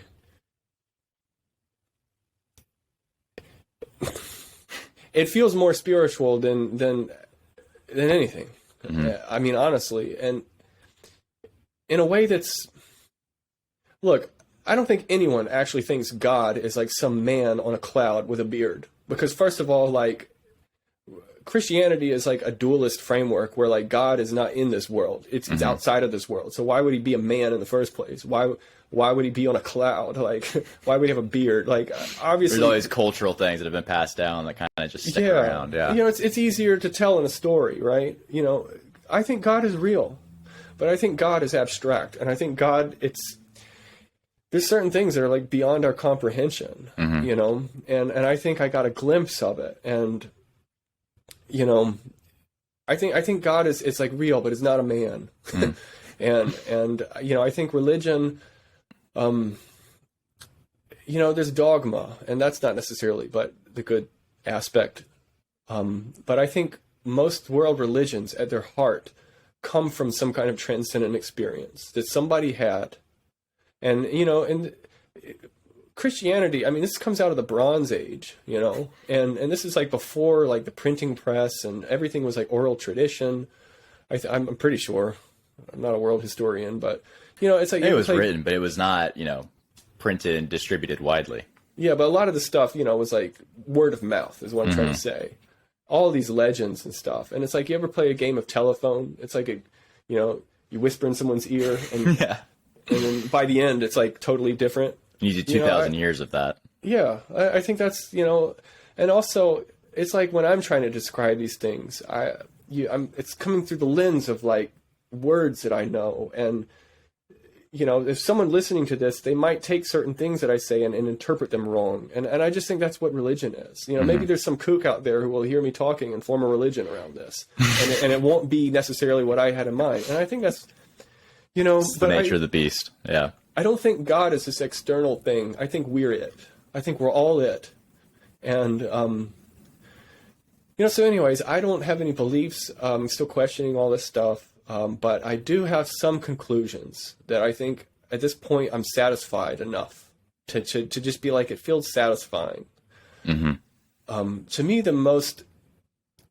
the real moment happened when one of the last people I interviewed was this woman who died and had a near-death experience and came back. And, she kind of really assured me that, like, you've known it all along. You found the truth. You've just been trying to talk yourself out of it. And but I've been trying to understand it, Yeah. It's like the implications of it all, okay? So, first of all, I mean, I wrote some of these things down because I don't want to forget. And this isn't all that I've learned, but I think I think consciousness is fundamental. I think the material world, I think there's something deeper than that, and it's consciousness. And again, science points in that direction anyway. I think we're all one. So it's like a monist. That's like monism. I think it's all just one thing.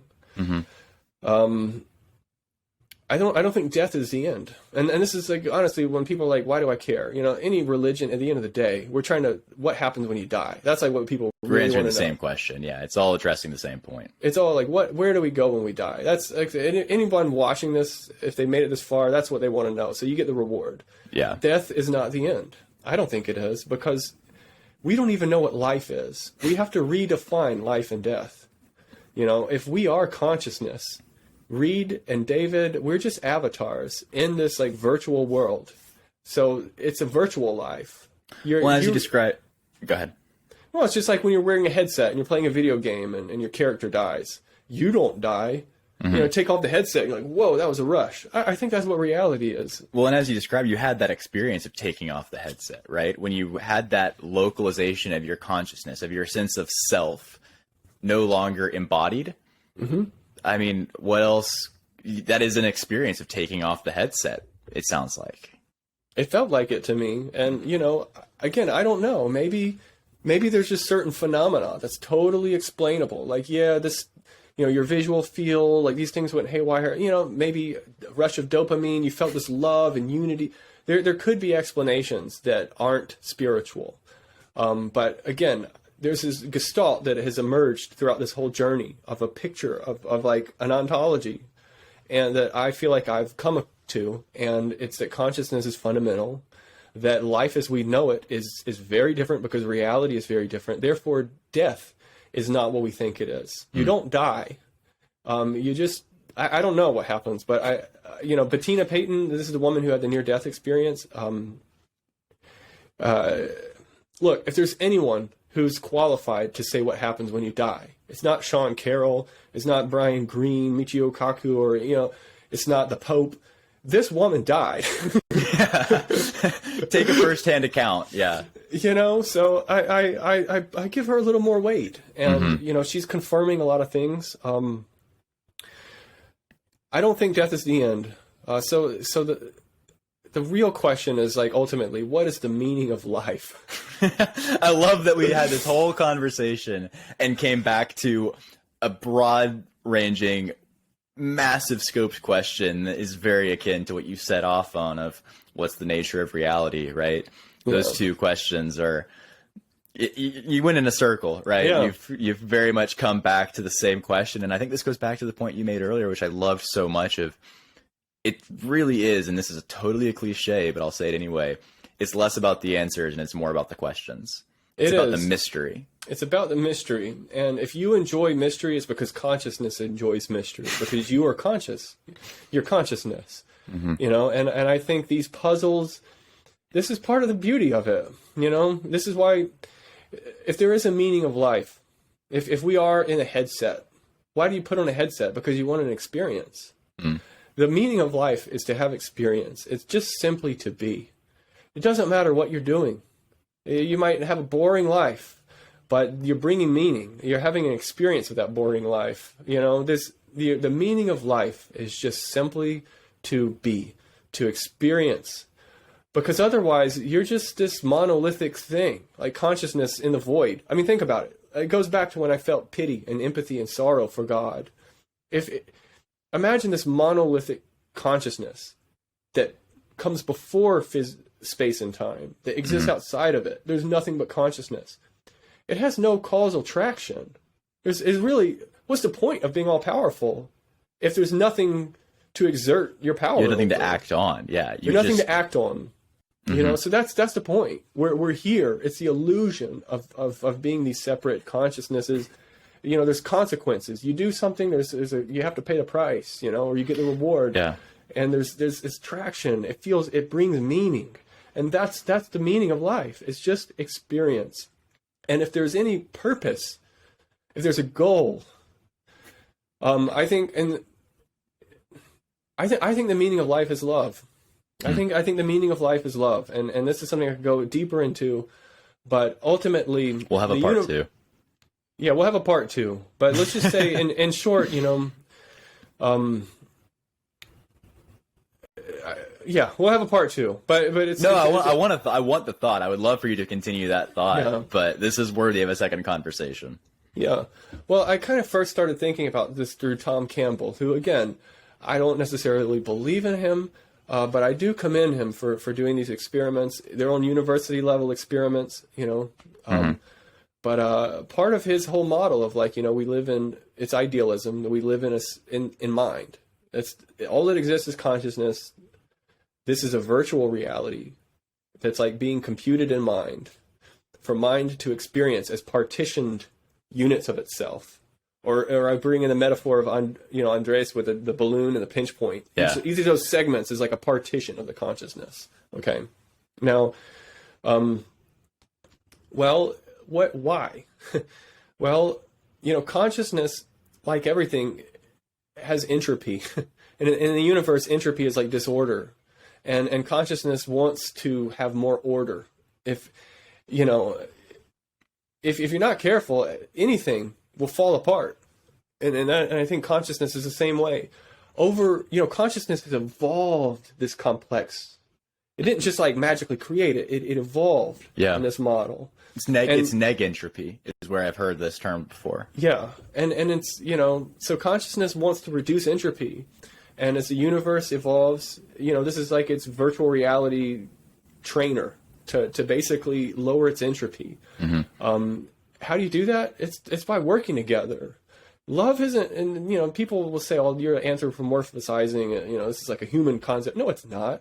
Anyone who's had a pet knows that animals feel love. Mm-hmm. Beings feel love, and love on the most simple level is just working together. It's cooperation. So if humanity lasts, if there is some intergalactic civilization, some order, if we run the clock in the universe for trillions and trillions of years, it's love that's going to bring higher orders of complexity and richer experience. It's working together. It's not killing each other. So I think that's profound, man. Throughout this whole quest, and it's really only like within the last maybe 4 or 5 months that I really feel like I've reached a point where I feel satisfied. I just love this topic. I could just always, but I feel like I've gotten some real answers, that you don't That's beautiful. die. Yeah, that's amazing. Yeah. And the meaning of life is basically experience, and the goal is love.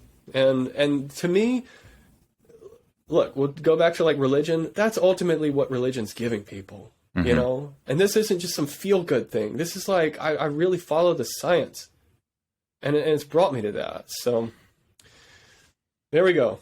I can think of no better way to cap this off. And kudos to you, because this was a long, meandering, very complex conversation. And to the listeners, if you've made it this far, I commend you, because it's been, I think if you keep track of the number of times that you and I both lost our own track in the conversation, it's evidence of, we are lost in the weeds. And that's kind of the point, right? That's the fun of this, is if there was an easy answer, if these were clear answers and clear solutions and simple questions, it wouldn't warrant this level of diving into it, and it wouldn't be this exciting. And so I just want to say thank you for sharing your wisdom and for being so open to share your own experience, both subjectively in your experience of transcendence, as well as the last 8 years you've spent trying to unpack it, because it's truly more valuable than I think you even recognize. And it's a message that the world needs to hear. And so I hope that this message gets spread broadly and widely, and that people who have had similar experiences and are sitting there right now with that same sentiment of, as you described, after having these experiences and just feeling weird and feeling like you can't relate and feeling alone. I hope that this message and this podcast can be a glimmer of hope for them, that there's people out there who are exploring these ideas deeply, and that, you're not alone, that this is something that happens in the world and needs to be explored more deeply. And so I thank you for coming on this podcast and being one of the first ones to embark on this journey with me, and just for sharing your wisdom. I'm very, very grateful and extremely appreciative and just respectful of you. So thank you. You're welcome, man. Thank you. It's been fun. Where can people find you? My company website is caterpillarmedia.com. But honestly, man, I'm kind of like in the cut these days. I'm trying to stay off social media, and I'm just kind of focusing on building this thing. So that's awesome. Well, I cannot wait to see when it gets released. So I'm sure we'll keep in touch, and hopefully there'll be a part 2 of this episode to follow. But once again, I just want to say thank you. This has been a blessing for me, and I hope for other people that are listening as well. And if you have credits as a song at the end, I suggest Dolly Parton's "The Mystery of the Mystery." The mystery of the mystery. All right. Yeah, that's a good ender. We'll play it as the fade out. All right, man. Well, good times. Yeah. Namaste. Thank you very much. And thank you all for tuning in.